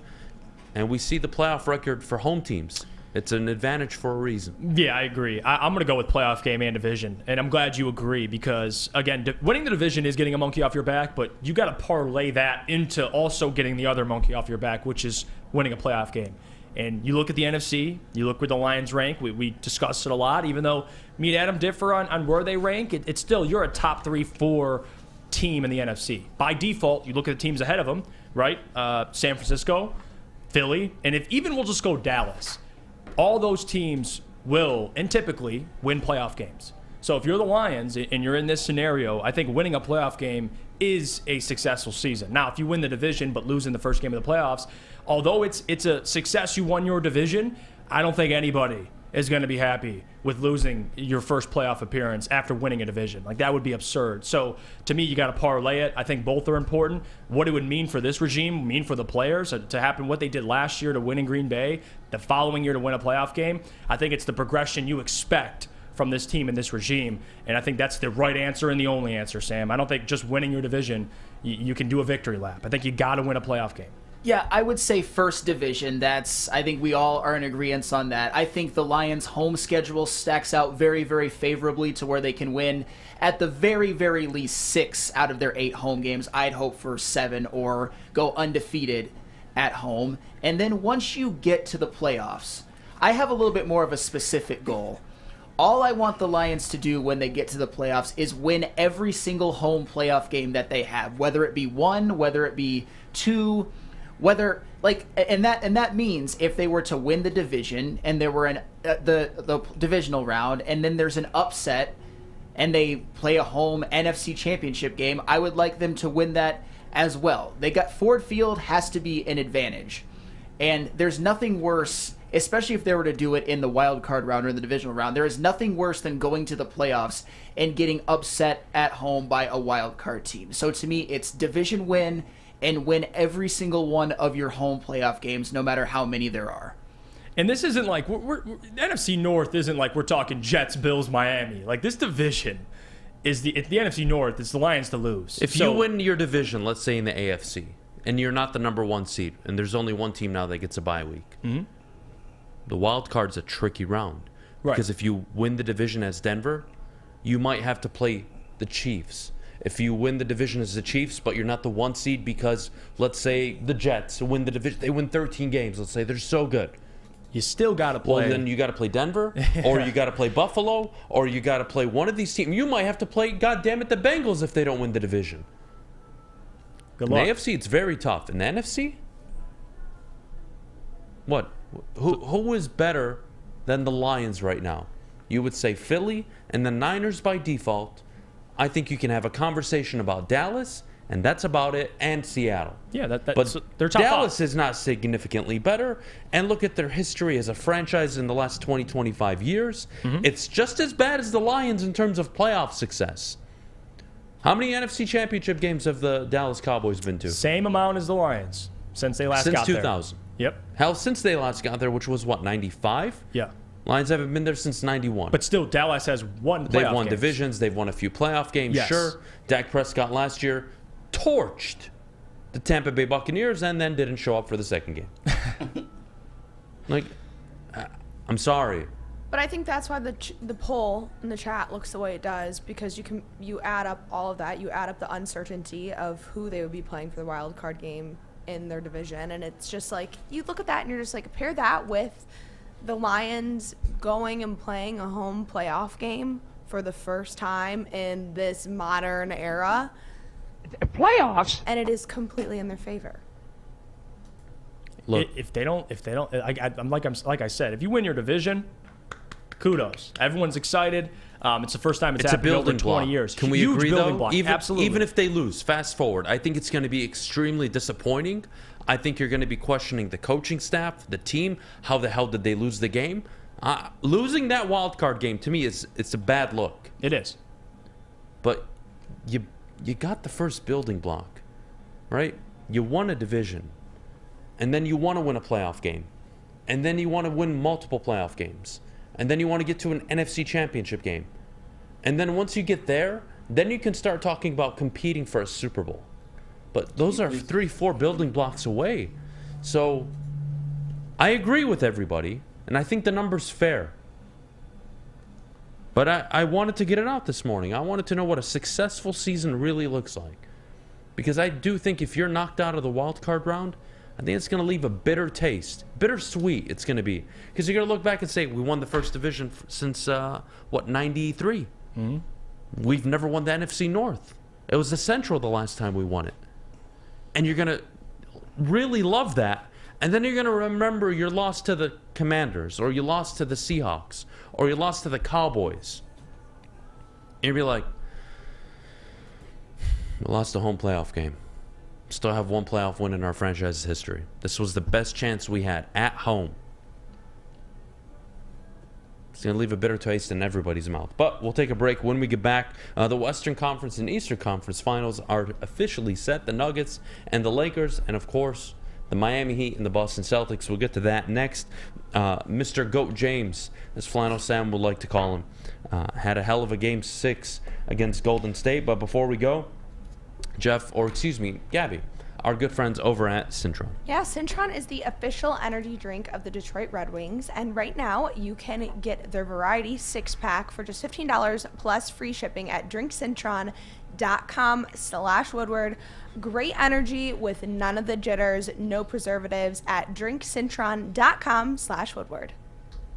How would you like to win not one, but 2 vehicles of your choice? One for you and one for your wife, your girlfriend, or your best bud. Get to Lady Jane's today for an award-winning haircut and automatically enter for your chance to win. Courtesy of Les Stanford Buick GMC of Ferndale. Lady Jane's, open 7 days a week, walk in anytime. It's wicked awesome. Since the dawn of moving people, Chevrolet has led the way. The world of transportation is changing. At Feldman Chevrolet, we are leading the charge forward. With every electric vehicle, every mile traveled, one Feldman at a time. The company that puts more Chevys on Michigan roads is now the #1 name for Chevy electric vehicles. The only sports network in Detroit that starts with a W. You know, because we win. Woodward Sports, Detroit's winning sports network. How would you, as athletes like Jim Harbaugh, Darren McCarty, and Braylon Edwards, play golf with average Joes? Thanks to Randy Wise Automotive and Woodward Sports, you will be able to do just that. It's the Randy Wise Celebrity Golf Tour. Make the wise choice and pay attention to Woodward Sports for more info coming in the future. All the season's coming around. Hell, it's even started. I think we got a major tournament this week, don't we? The U.S. Open is this week. Am I correct, Flannel? Not a golf fan. Don't really care. But that's unfortunate. Although that doesn't surprise me considering you only wear flannel, right? So it is what it is. Look, let's get to the NBA playoffs. Lakers knocked out the Warriors. The Boston Celtics and Jason Tatum took care of business against the 76ers. Let's preview the Miami Heat-Boston series real quick because I think we'll spend more time on the Nuggets-Lakers. Tatum has really taken a step forward, especially the last 2 games, considering how bad of a Game 6 it was up until the 4th quarter. I think he's matured a lot, really overnight, and it's amazing to see. Who do you got winning this series, Flannel? I got the Celtics winning this one. I mean, the Heat, their run is about to come to an end. I mean, Jimmy Butler has obviously played out of his mind, but I think the loss of Tyler Hero is eventually going to affect them. And, you know, you're right about Jason Tatum to an extent, but I will say this, and I think this is something that nobody is talking about. I am upset that the Celtics won 2 playoff games in which he shot less than 24% from the floor, including in Game 2 when he shot 1 of 7 and scored 7 points. He obviously had one of the best Game 7s ever, and he's capable of doing that on any given night. And I also think that the Celtics got a little bit lucky by the Milwaukee Bucks flaming out in the first round, and they get to play the 8-seed Miami Heat. So give me the Celtics in this one. Honestly, it wouldn't shock me if it were a 5-game series. I don't think the Heat get enough credit for what they've built. To get to the Eastern Conference Final with the roster they've built, you could... How would I say this? Somebody that hasn't watched enough playoff action, hell, hasn't watched enough Miami Heat games, would say, well, how is Miami going to score enough points to compete with Boston? Boston's a much better shooting team, which statistically is true. But my goodness, the role players for Miami have stepped up every bit in every game of this entire playoff run that they've had. They have arguably one of the 3 best playoff players currently left in the NBA playoffs in Jimmy Butler. Playoff Jimmy is nothing to look past. They're coached by Eric Spoelstra. I like the Heat to take this to 7. But I will give the edge to Boston. I do think they just got a better core of players. Talent does eventually matter in the NBA. I think Miami make them work, but Boston get back to the finals. Yeah, I'm going to go with Boston here, too. I think Miami can put up a fight. Obviously, Jimmy Butler, in terms of playoff success and playoff performance, he's better than Joel Embiid and James Harden. I think we could say that. So for the Miami Heat, I think they could take 2 games away from the Celtics. I think they can make this a semi-close series, strictly off Jimmy and Eric Spoelstra. But if we're being real here, talent-wise, the Celtics, they just pose too many problems for Miami to handle. I think defensively, they'll be able to at least slow Jason Tatum and Jaylen Brown down a little bit. But even then, even those guys are a little bit slowed down if they could still beat the Heat. They're just not great offensively. They've won these games because of how good they've been defensively. And the Celtics, they got dudes. So give me the Celtics in 6. I think they get back to the NBA Finals once again. Fair enough. Let's go to the Western Conference. And would you guys like me to start? That way you LeBron suckers can kill me for this. Flannel, what do you think? Go ahead, Adam. Jeff, you don't mind? No, I don't. Okay. I don't mind. I'll stand up for this one. Deep breaths. All right. My bias for Golden State is not going to be reflected in this series. I think the Lakers defensively are one of the best teams left in the playoffs outside of Miami in terms of their ability to play defense. Anthony Davis, yes, is a problem. The last time these two teams matched up, it was in the NBA bubble. And I believe the Lakers won in 5, and AD had his way with Nikola Jokic. Fast forward all these years, Nikola Jokic should have been a third consecutive MVP, but whatever, I'll look past that. Nikola Jokic is having an unbelievable playoff run. I think the role players for Denver are much better than the role players for LA. I think they're more dependable, more reliable. And yes, it's AD and LeBron as the second star, but I think the Jamal Murray, if I get just 70% of what Jamal Murray typically does, if he can show up this series, I think the Nuggets can win this in 5 or 6. I do. I think the Nuggets are a much better team. I know you guys don't want to hear this, but Anthony Davis, is he going to be as dominant against Jokic as he was against the Draymond Green, a Kevon Looney? I don't think so. Is Lonnie Walker going to bail him out in the fourth quarter of any game this series? I don't think so, and we've seen it since. He hasn't shot the ball well. Yep. You look at the role players, D'Angelo Russell, Dennis Schroeder, I mean, my goodness, Aaron Gordon, KCP.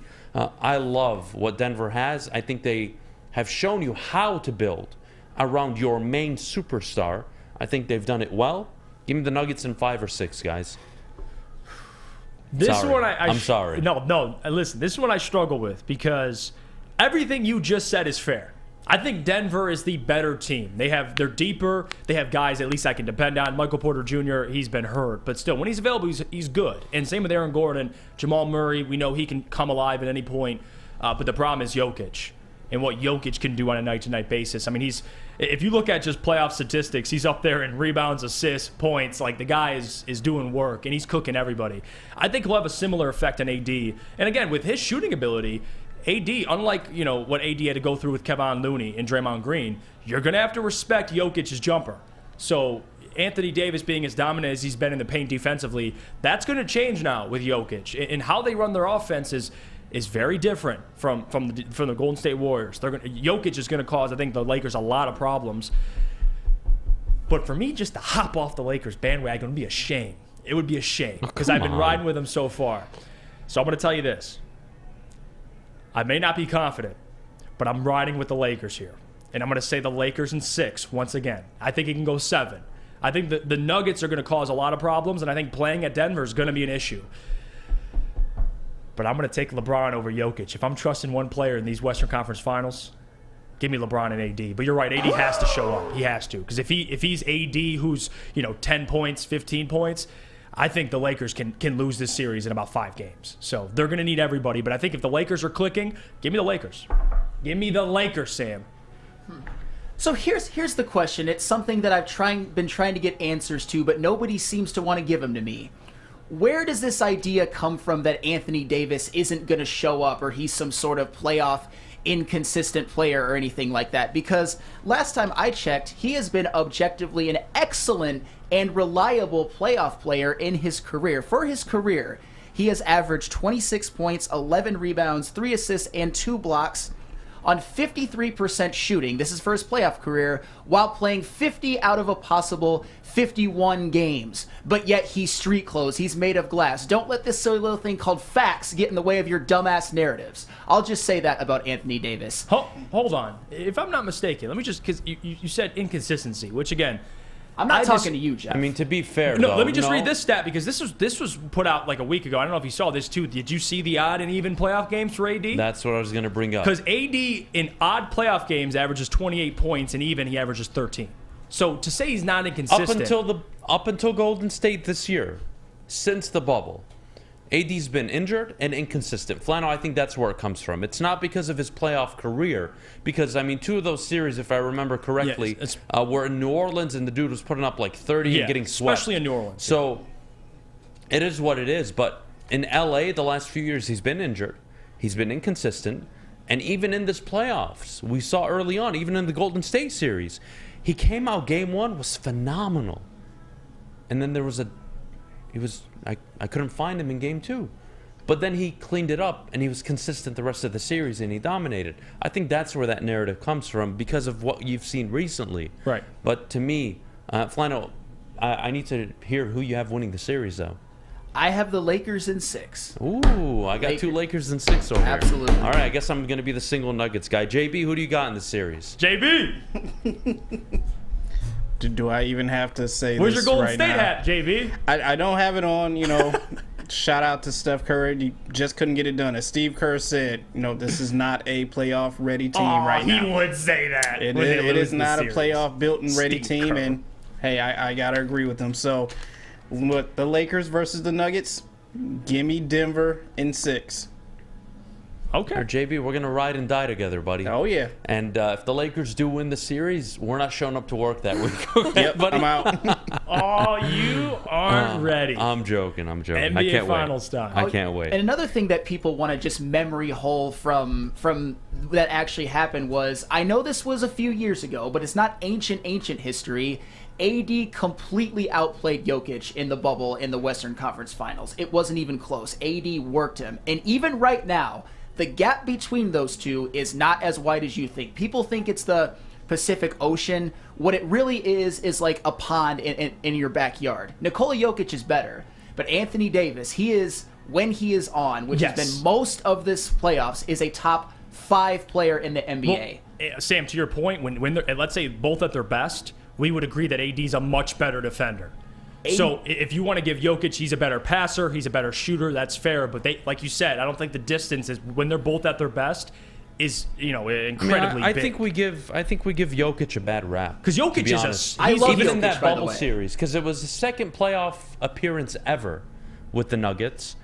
Jamal Murray wasn't himself. And the dude was giving you 25, 10, and 8 every night. I mean, he wasn't the problem. The Lakers obviously were a much better team and went on to win the championship, I think rightfully so. And that was more of LeBron in his prime than what they're going to play now. Look, AD is having a good playoff run. I'd like to see him more consistent in terms of scoring than this one game good, one game bad. I don't think they can afford it in this Denver series. I think I need to see 25 and 15 a night for the Lakers to really have a chance. I think he's the most important player for LA. And I'm looking at Jokic. Dude's giving me 31, 14, and 10. He's playing. I don't have to question what Jokic is giving me. Now it's all going to depend on the role players. Who holds home court advantage? We've seen role players throughout the entire playoffs and really historically play better at home. Can KCP go on the road? Can Aaron Gordon go on the road and have a good night? Can Austin Reeves go on the road and have a good night?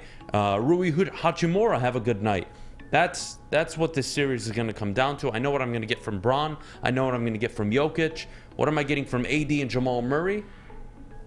And the role players. It's going to be a fun series. We'll take a break. When we get back, what coaching hire would send Jeff into an absolute frenzy, good or bad? We'll do that next, along with the NBA Draft Lottery coming up tomorrow. But before we go, Jeff, our good friends over at Big Boy. Let me tell you about them. Strawberry Fest is officially back at Big Boy. Try classic breakfast items like some strawberry hotcakes or mouth-watering red velvet waffles. But if you're not feeling breakfast, try the strawberry bacon chicken wrap or cool off with their refreshing summer splash salad. And if you're feeling dessert, grab their berry delicious classic strawberry pie, deep-fried vanilla Oreos, or strawberry hot fudge cake, and more at Big Boy. Love Woodward Sports? Love wearing clothes? Then you should be wearing Woodward Sports clothes. Check out our full line of merch at woodwardsports.com. Just click on shop. We have all your favorite designs, like Dan Campbell kneecaps, Woodward golf, and of course, our own logoed out merchandise. Men, women, women, infants, kids all love Woodward Sports. Impress your friends. Impress your boss. Impress your dog. Buy Woodward Sports merch today. By now you know me, Christina Gennari, as the obvious choice in real estate. And you know my website, soldchristina.com, as your #1 resource for buying or selling your home. Myself, along with my amazing staff, pride ourselves on making your home buying and selling experience a relaxing and easy one. Come see why we are the obvious choice. Christina Gennari at soldchristina.com, the obvious choice in real estate. You have an opinion? Make sure it's seen and heard. Corner, jumper, tweet us, hop on the YouTube chat, slide in the DMS at Woodward Sports on all social media. Welcome back to the Morning Woodward Show. If you're watching at woodwardsports.com, please be sure to tune back in at 11 for Big D Energy, at 2 for Ermanni and Edwards with Maz, and at 5 for the heavyweights. If you ever are missing an episode, you can always check out previous live episodes on our website and clips. And you can also download and leave a 5-star review wherever you listen to your podcast, and follow us wherever you are on social media at Woodward Sports. All right, 9:30. We're coming down the last half hour of the show, and I wanted to talk about the Detroit Pistons just a little bit regarding the NBA Draft Lottery tomorrow, and of course their hiring, their current coaching situation, and what they're going to look for. Jeff, I want to know from the man himself, Mr. Piston himself, and Flano, I'd love to hear your feedback on this as well. What hire would cause you to absolutely lose your mind, or, on a positive note, would maybe have you get another Piston tattoo on your body? Well, I don't have a Pistons tattoo. You do, on your right ass cheek, but it's okay. We're not going to talk about it.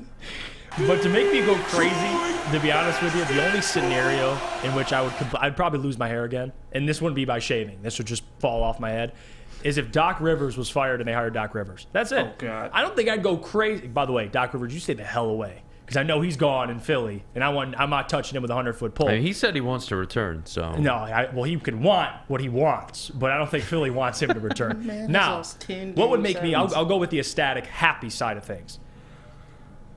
Let's be real here. We don't know anything besides a resume about these three coaches. So to say that, Charles Lee, to me, is a home run hire and he'll immediately take this team to the postseason, we don't know any of those things. We're only looking at resume. So for me, looking up all these guys' resumes and who they are as characters, who they are as people, I would say Charles Lee is still the guy. For me, I would be happy because it would let me know, listen, at least the Pistons, and Troy Weaver specifically, and Tom Gores, are recognizing the new trend in the NBA.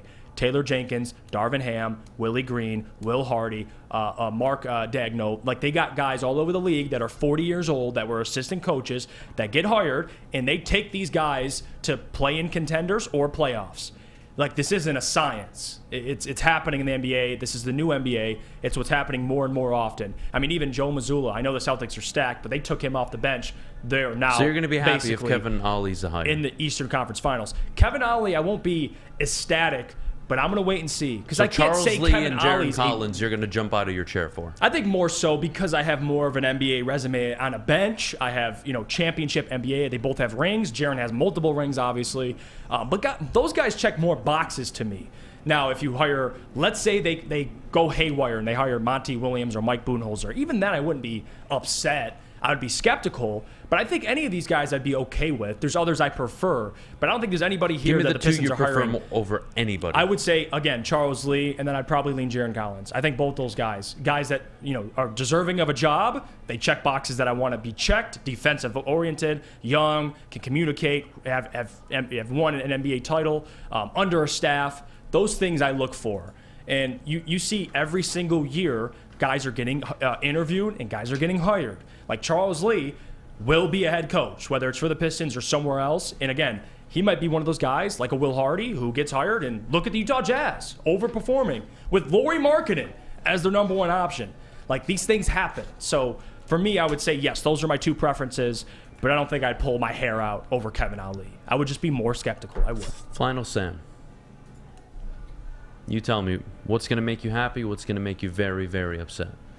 All right. And what do you prefer, honestly? I don't think I've gotten that out of you yet. There are a couple that I think would make me very, very happy that I would prefer over the rest, and they are actually related in a way. One would be Charles Lee. I think he's the perfect hot young assistant who got to learn under Mike Budenholzer in the Milwaukee Bucks system. They were one of the most consistent winners of the last 5 years or so, and they won a championship. He seems like the type of guy that would be able to go in and galvanize this locker room and develop those young players, which really need to hit their ceiling for the Pistons in order for the Pistons to be successful. And the other one, and I can't believe how dismissive some people have been of him, particularly the Woodward heavyweights, and even to some extent you, Jeff Iafrate, and that is Mike Budenholzer. Mike Budenholzer is a championship-winning coach. In 2022, it was a Chris Middleton they were a Chris Middleton injury away from probably making another finals and maybe even being able to win over the Golden State Warriors. In this past year in which the Bucks supposedly choked, which losing to an 8 seed as a 1 seed, there's never an excuse, but Giannis didn't play for basically half the series. You could make an argument that they would still be playing right now if Giannis was healthy, and that Mike Budenholzer certainly wouldn't have been fired. And we also look at what Mike Budenholzer did in Atlanta. They had the number 1 seed in the East in 2015 with Jeff Teague, Paul Millsap, Al Horford, and Kyle Korver. Mike Budenholzer has a damn impressive resume, and the one thing that would make me lose my mind, and I'm scared it's going to happen, that is Kevin Ollie. Look at the names that I mentioned, and look at guys like Jaron Collins and Monty Williams who have had track records. And Kevin Ollie doesn't have a track record at all. Never been a coach at any level in the NBA, and won a championship at UConn, and the rest of his time at UConn was basically lots of NITs. That would be the one that it better work. So better work. Just to address the Budenholzer point, because again, it's not that I would hate the hire, but I'd be skeptical. Especially, you watch Budenholzer and Budenholzer coach teams, and you're right, they did win an NBA title. But could I say, if you're going to bring up Mike Budenholzer, I could bring up, why not think about Frank Vogel? Frank Vogel's an NBA champion, and he has a 52% winning percentage his whole career. I think he has a championship in a different way, though. But again, if we're going off, this guy has a ring. Vogel has a higher percentage in the playoffs winning than Mike Budenholzer. Now, bigger sample size, but if we're nitpicking here. Frank Vogel, slightly lower regular season winning percentage. And I'm not saying Frank Vogel should be the head coach, but what I'm saying is just bringing up a guy has a ring, there's more to it than that. Well, the problem is I would have liked Frank Vogel maybe 6-7 years ago. Like, I would have liked that name. And I'm, again, not saying I know. But if we're bringing up rings, he's got a ring. What he did in Indiana, was really, really special. Right. I think they built a really good squad there. The defense they played, that was some fun basketball to watch. Frank Vogel, Indiana, will always be the best version of him. Mm-hmm. It wasn't the LA championship version of him. Yeah, they won 52 games. Yeah, they won in the bubble. But that wasn't... I mean, that's like Ty Lue getting credit for the Cleveland title.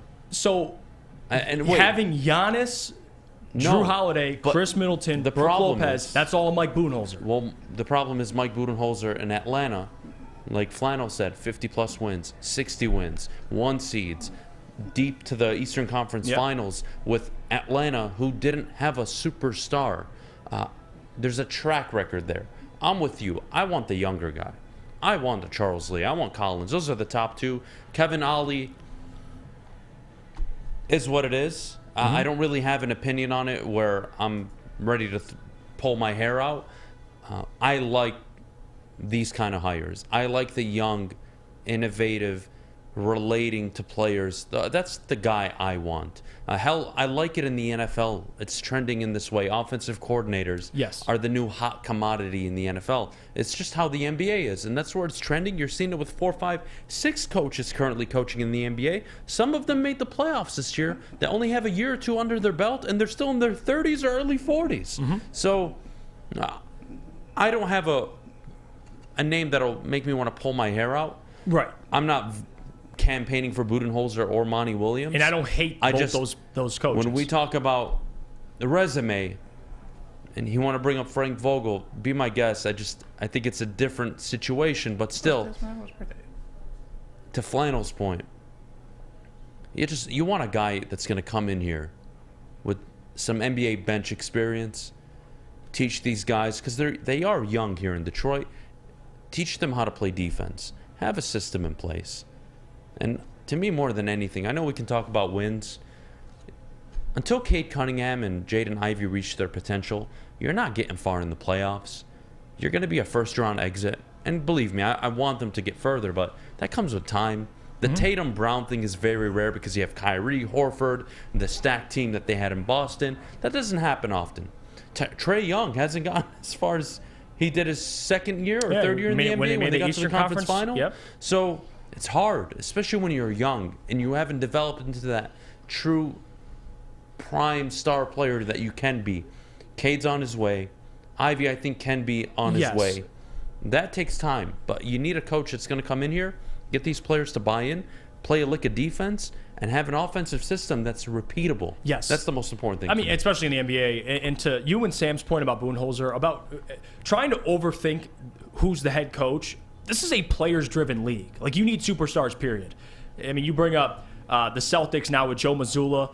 Look at, he took over his first year. They're already in the Eastern Conference Finals. And again, Joe Mazzulla's done a good job, but let's not act like he's the best coach of the NBA. Like, a lot of this is relationships, how you communicate to players, making players buy in, buying into a system. That's all important. And being disciplined, guys knowing their roles, all that's important. But at the end of the day, it's not as in tune like the NFL. Like, schematics matter in the NFL. It matters to some extent in the NBA. So regardless of who they hire, I mean, hell, it could be Adham, Beydoun. They need the players to turn into superstars at the end of the day. If they don't, that's exactly what Tony said in the WoodwardSports.com chat thread. He said NBA coaches are relevant today based on how the NBA is I think played. that's a lie. I think he's a fucking idiot, to be honest with you. Wait, what? I think he's a fucking idiot. And anybody that thinks coaching doesn't matter is a fucking idiot. No, it matters, but you go look at the Miami Heat. You go look at the Memphis Grizzlies. But when you get talent at that, like, if you're like, for example, Eric Spoelstra, you're absolutely right. Jimmy Butler and what they're doing with that team. Yeah, and then there's the bad coaching scenarios. I get it. Of course. But don't tell me coaching definitely matters. I would argue it's the reason why the Pistons started getting to NBA Finals when they moved on from Carlisle and went to Larry Brown. But I would argue it matters more situationally. Last 2 minutes of a game. That's when games are won in the playoffs. Of course. But in general, it's not like coaches Mike are out there. Budenholzer, we're slandering him for his late game decision making, right? Yes. Fine. But get out of here. As if these coaches are walking into perfect situations and they're supposed to win. Hell, you see the Mavericks. They have the superstar players. Well, it doesn't matter. Coaching doesn't add up. Role players are garbage. Roster isn't constructed correctly. There's a million problems with the Mavericks. Coaching. Coaching so matters. It doesn't matter when you have LeBron James and he just gets to the NBA Finals because he's fucking him. That's different. But how many NBA Finals has Giannis been to? Since talent's the only thing that matters. Wait. Talent matters. How many has Giannis been to? He's been to one. How many has Jokic been to? Zero. None. How many has Embiid been to? Zero. None. Tatum, 1. But think about it. Although you're right about being an NBA champion. They're back in the Eastern Conference. No, you're right about winning an NBA title. Yes, coaching definitely matters on the highest stage. But all those guys you just named are still winning 50 games a year and still making the playoffs. So it's like, if you got players like Doc Rivers, I don't love Doc Rivers. Every year they're a top 2 seed. Like, are we going to credit Doc for all those wins in the regular season? That's not the point. But you said coaching matters. It does. In the situationally, it does. It does. You would agree. Yes. In the playoffs, but in so general, everybody gets a pass, and they don't get credit for anything. No, it's not that you get no credit, but it is a more players-driven league. The NFL coaching matters. Every single play it matters. In the NBA, it's all. Give me some of the teams that didn't make the playoffs or made the play-in or didn't make the playoffs at all that you think are really well-coached teams. I think Utah. Okay. Well coached because again, not enough talent on the team. Okay. New Orleans, you would say, is well coached. I think so. Yeah, I would agree with that. I think OKC's well coached. That doesn't count for anything. But again, they need talent. I think teams that made the playoffs, I can go through teams not that everybody can have well-coached. LeBron James. No, I'm not saying LeBron James. Oh, I know. And Memphis can win without Ja Morant. Like the Celtics, for example. You think Joe Mazzulla's a... Why can Memphis win without Ja Morant? Well, because they have a system in place and guys have bought in. And, of course, Taylor Jenkins deserves credit for that. But it's not like Taylor Jenkins is out there dissecting every play. No. Like, you know, do you get what I'm saying? To disregard NBA coaching, I think is... It's not. It's a bunch of garbage, man. It's not disregarding NBA coaching. I just don't think it matters maybe as much as some people think Does it matter as much as it does in the NFL? No. Yes. Do you need to get coaches in the NBA? And we've seen coaches like Ty Lue win. We've seen some of these guys. Hell, LeBron carried the Jewish guy to an NBA Finals his first year. I forget his name. David Blatt. What was his name? David Blatt. So, but that's... again, Phil Jackson doesn't get any credit. We don't believe he was a good coach because he coached Kobe and Shaq and Jordan. I think coaching matters. It matters more than people want to give it credit. I think keeping the players bought in that matters. is as difficult of a job as anything in the NBA, not just the X's and O's. Because, when you do have the star players, you got to make sure they're bought in and they're playing defense and they're committed to getting their teammates involved. It's just as important. I think that does start with coaching, absolutely. I think for a younger team, it matters even more. So to your point, but for example, whoever gets that Bucks job, I think the Bucks is a 50-win team again next year. I don't care who it is. They're a 50-win team next year. It and could they'll be out in you, the second, Sam, or me. And they'll be out in the second round if they don't improve at coaching. Now we're getting to situationally. But that's my point. That's my point, Yeah, too. but then don't disregard coaching. That's all No, I'm asking. again, I'm not and saying I know it- you aren't. Yes. But don't. Yes. To say it matters at all, I don't agree with. But that is bullshit. It matters to some extent. I do believe that. What are you going to do? Doc Tell Rivers, Mike for Budenholzer example. with the Atlanta Hawks that, the Atlanta Hawks that coaching doesn't matter. NBA draft lotteries tomorrow. Flannel Sam Jeff. I said this to start the show. I like chaos. I like stories. I know you do. Makes my job interesting.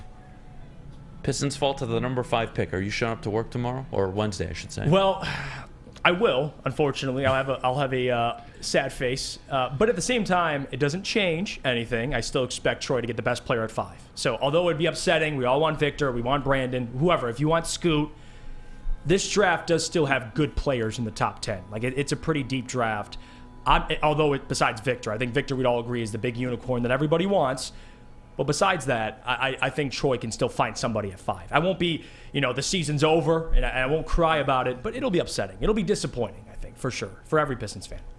Yeah, I mean, I don't want to say devastated, but pretty close. I'll definitely show up for work, but I might be wearing a hoodie and with my head down all day because the Pistons, let's be real, they were a 17-win team. And if they were boned by the NBA and got to number 5, and I get it that the Pistons, they got Cade Cunningham as the number 1 pick when they didn't have the best odds, but this would just be, it would be very, very disappointing. I think there are 3 players that are clearly the class of the draft, and everything else,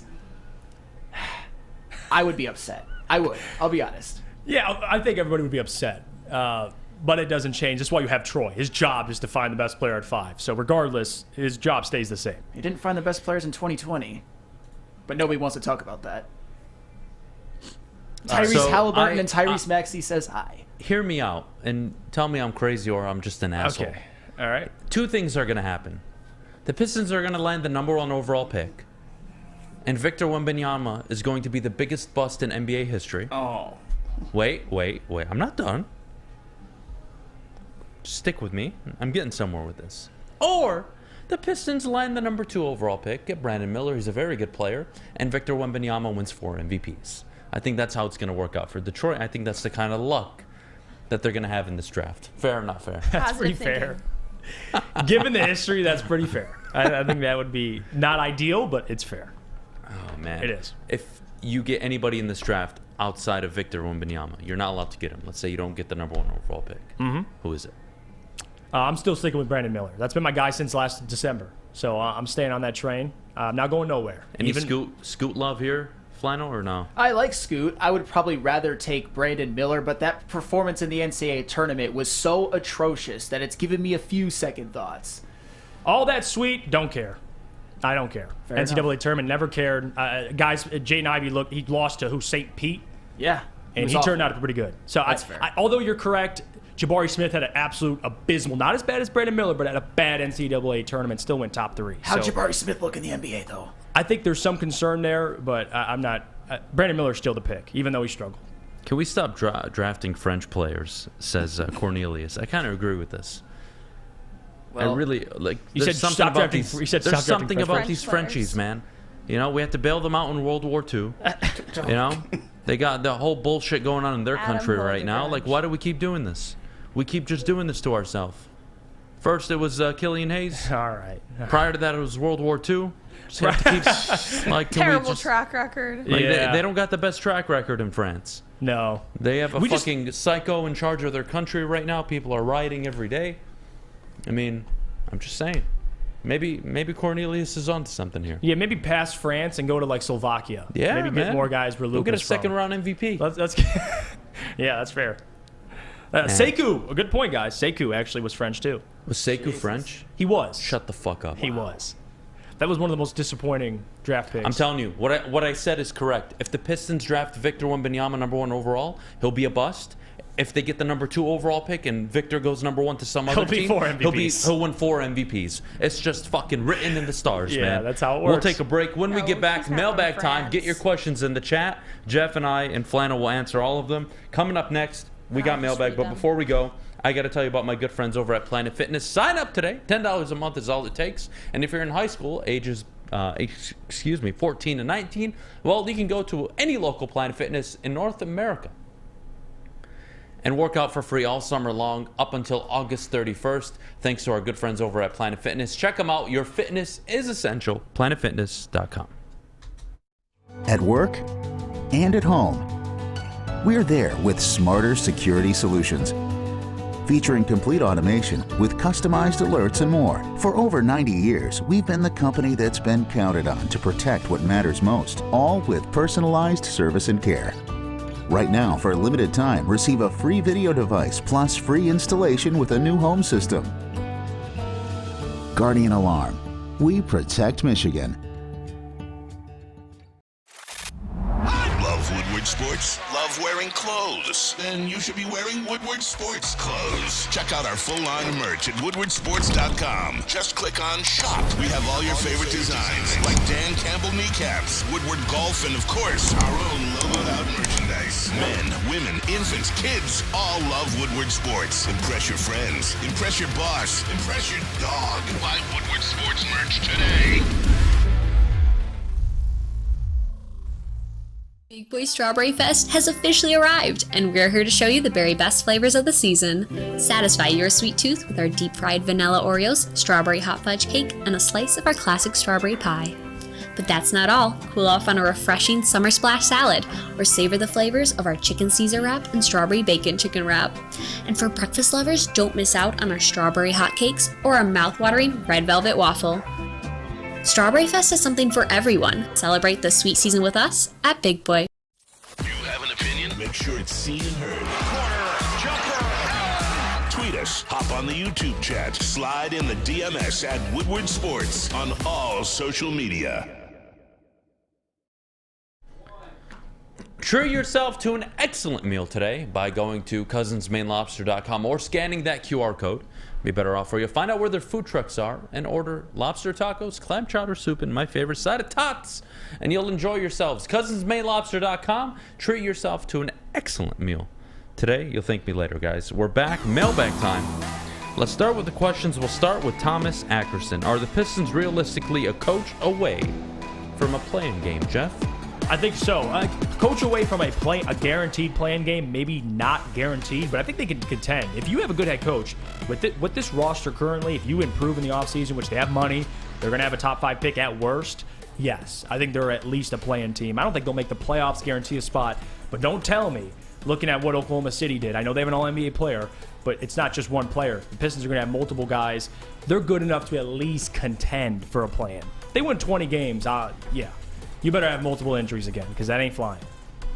Fair enough. Next question. Mailbag. If the Pistons hire a college coach with the Pistons roster being young, who's the number 1 college coach you would like to see? I'm going to say Jerry Stackhouse? No? Stay away from him. Jerry Stackhouse, now, he has NBA experience. He's not getting the job, though. He's not rumored at all. I don't think he's leaving Vanderbilt. Jerry Stackhouse would be the only one I would take. I'm not a huge fan of bringing in college coaches. I've never been.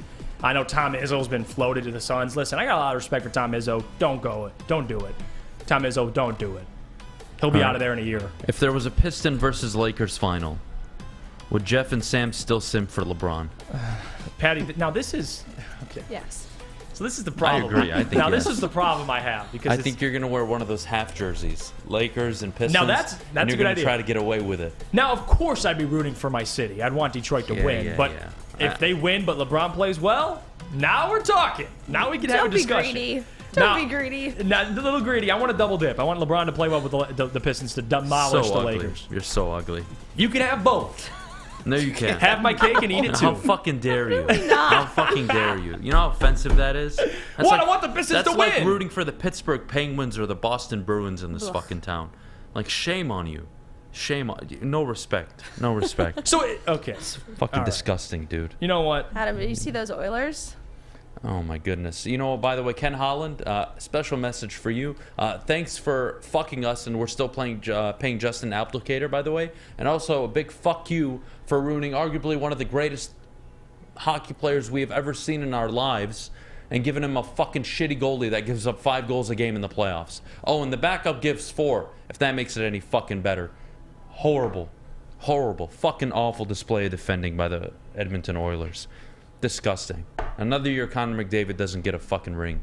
Now I gotta wait 5-6 more years. God knows, like Ovi made us all wait. Took Ovi, what, year 13, year 14 to get his 1 chip? Something Fucking like disgusting. that, Figure it out, Edmonton. Let me address this. Booner says, can someone ask Jeff why he and Sean laughed at me when I picked the Lakers preseason? Well, I'll tell you why. Because they had Russell Westbrook on the roster. And it didn't look to be the same. fair, up until the All-Star game, nobody gave a shit about the Lakers. Nobody believed in that Lakers roster. They had a complete turnaround getting Rui Hachimura. I mean, no. Very different roster from the beginning, Booner. So don't do that. But credit to you. Until they played the Warriors, then you switch sides. But it's fine. It's all good. All right, let's see what other questions we have in here. Is Jeff getting a tramp stamp next? And if so, of what? Would you get my face on your ass? Or just above it? That'd be pretty cool, actually. I mean, we need, something would need to happen. Like, the Lions, win the Super Bowl. I'll get Adam. I would not make that bet. I would just stop making bets. I mean, honestly, then I think it might happen, so go right ahead. I would say, that scenario, but other than that, I ain't getting none. All right? Oh, it ain't happening. Is Woodward Sports having a draft lottery show? Yes, we are. It'll be live starting at 7:30. The guys will be up here. Jeff, Brandon, Sean. It's going to be an absolute amazing time. So check it out. It'll be live on the website and our YouTube channel. What other questions do we have Adam, here? what is your favorite meal? I don't know the answer to I don't this have a question favorite either. meal. Adam doesn't don't eat see at him all. Eat. I don't have a favorite meal. I don't even eat much. I don't think I've ever seen you eat in the Yeah, office I don't. before. I don't. I have a small dinner and that's it. I don't really eat much. Tony says, Jeff, how upset would you be if Weaver takes on bad contracts that prevents free agent signings similar to getting Noel draft night? I'd be upset. I mean, that would tell me they're taking another year off. Hell no. It's time to now make progress. You get your new head coach, you add some pieces in the offseason, draft whoever you want to draft, and let's go. Let's contend for the play-in. I won't take anything less. If LeBron wins the finals this year, would you get a 23 tramp stamp? You and Flannel Sam. No. You know what? No. Come on. You know what? LeBron gets that 5th ring. On that. Things are going to get spicy. I'll tell you that. Yep. I'm going to have some fun with it. No, yeah. So, but I don't know. Tramp stamp, come on. What do you think of this take? LeBron can win the chip, and I think it does nothing for his legacy. I still think he's cemented as the second greatest player of all time. I think he's stuck there, and I think there's a huge gap between second and third. I think him and Jordan are the 2 greatest ever, and then there's a huge gap. Okay, I was with you at the last part. Him and Jordan are the 2 greatest ever. Yeah. Yeah, I know you LeBron won't and agree. Jordan. Yeah, I know you won't agree. But I can't help some you. people do feel that way. They'll say, well, not anything LeBron does, he can win every championship the rest of his career until he retires. No, it's not about that. He's not at age moving up. 38, right? He's obviously not the best player on the team. So you're telling me he wins a title at 38 years old and it does nothing? And Anthony Davis is the Finals Meanwhile, MVP. Michael Jordan was and if with Anthony Washington. Davis is the Finals MVP, Okay, which now we're he talking would about be, hypotheticals. Well, no, which he would be if they win it. They're not going to win because of Bron. Well, they won 2 nights ago because of LeBron. A game. So, wait, no, I get that. I'm not slighting him here, by the way. No, I get you. It's important, but the best player on this team and the reason why they win, and Flannel will agree, is it's going to be because of Anthony Davis. Not because LeBron's giving you a 30, 10, and 10 a night like he was in his prime. He gave you that in a Game 6 in a single game. Mm-hmm. It's not going to happen over 5-6 games. He just can't do it anymore. It's not a bad thing. He's still better than some of the best players in the NBA. I'm not even trying to argue that point. He wins a chip regardless if he's a Finals MVP or not. I don't think he can catch Jordan. I think Jordan, we undersell just how good he was. I really do, especially when we talk about LeBron because, he scored the most points. It's all right. Top 3 in rebounds, top 3 in assists. I learned something new every day. I didn't know Jordan only played 6 years. I didn't know that, and I keep learning I didn't say he did. I didn't say he did. I know, Adam, that silly don't use little other thing. people's weak arguments against me. That I don't silly use little those thing arguments. called all-time leading All scorer right. and top 5 in assists. It's That's a all right. silly little stat. Jordan, if you have Jordan 1, though, I don't hate you. I mean, agree, it's fine. It's 100%. fair. You can have As Jordan long 1, as those that's 2 fine. are in your top 2, I'm cool with it. I think they're 1 and 2, and I think there's a huge gap between them and the rest of the players. I agree 1 million%. I don't think we've ever seen 2 players play at the level Jordan and LeBron have. Yeah.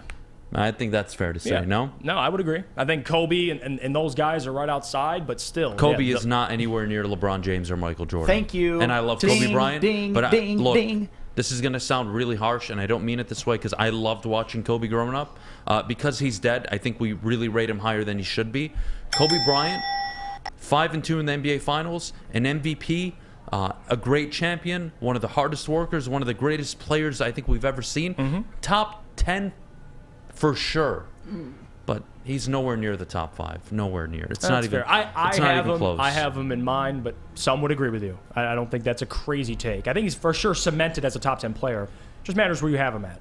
Would you disagree, Sam? I got him at 12. Who said Kobe was the only player never to play with a top 75 player? What are you talking about? He's got Shaq, who's in my top 5. Yeah, I don't know what. And Paul Gasol was no scrub when he won those chips either. Well, he's at multiple rings, meaning with Pau after. I mean, Pau the was 2 rings with Pau Gasol. I mean, if off the top of my head, I think Pau Gasol is one of the 110, 120 greatest players of all time. I think you could argue top 100. People don't realize how good he was. He was amazing. The franchise shifted once the Lakers got that traded for Pau Gasol. I agree with that. Kobe would say so. And too. even this too, I love this. Herb Nash, Kobe over LeBron. LeBron takes plays and games off. Kobe was 100 miles per hour all the There's time. no evidence to your dumbass statement. So, My God, no, this is the problem. Jesus, who has the most minutes in NBA history? LeBron. So how can you by default? What? He's more available and has played the most minutes in NBA history. He's played more games and minutes than Kobe, but he takes games off. Don't answer the bullshit. I just love it. Hey, listen, it's your opinion. Come on, we're not going to get anywhere with It's your opinion, but taking games off, LeBron taking games off, those two things do not equate. That isn't even... Load management at 38 is fair. What was Kobe and Jordan doing at 38? Nothing. Please, that's all I ask. I just need the answers. That's all I ask. All right, well, look. We're going to call it a show. That was fun. It was a good Monday. I hope you all enjoyed the rest of your Monday afternoon. Try to survive it. Try to get through it. We're going to all go work and come up with whatever the hell we're going to do for tomorrow because I have no idea. I have no idea. It's starting to get... We're edging on that really close. We're not talking about the Tigers. Season. Oh, yeah. It's getting close to slow season, but we're not going to do the Tigers bit. I'm not going to do it. I refuse to. I didn't say we were going to. You gave me the look of like... No, but we will have an answer to the last team joining the Final Four in the NHL. So maybe Draft lottery tomorrow. We'll have a good show. Flannel Sam, thank you so much. JB, thank you as always. We're out of here till tomorrow, guys. Have a good rest of your day.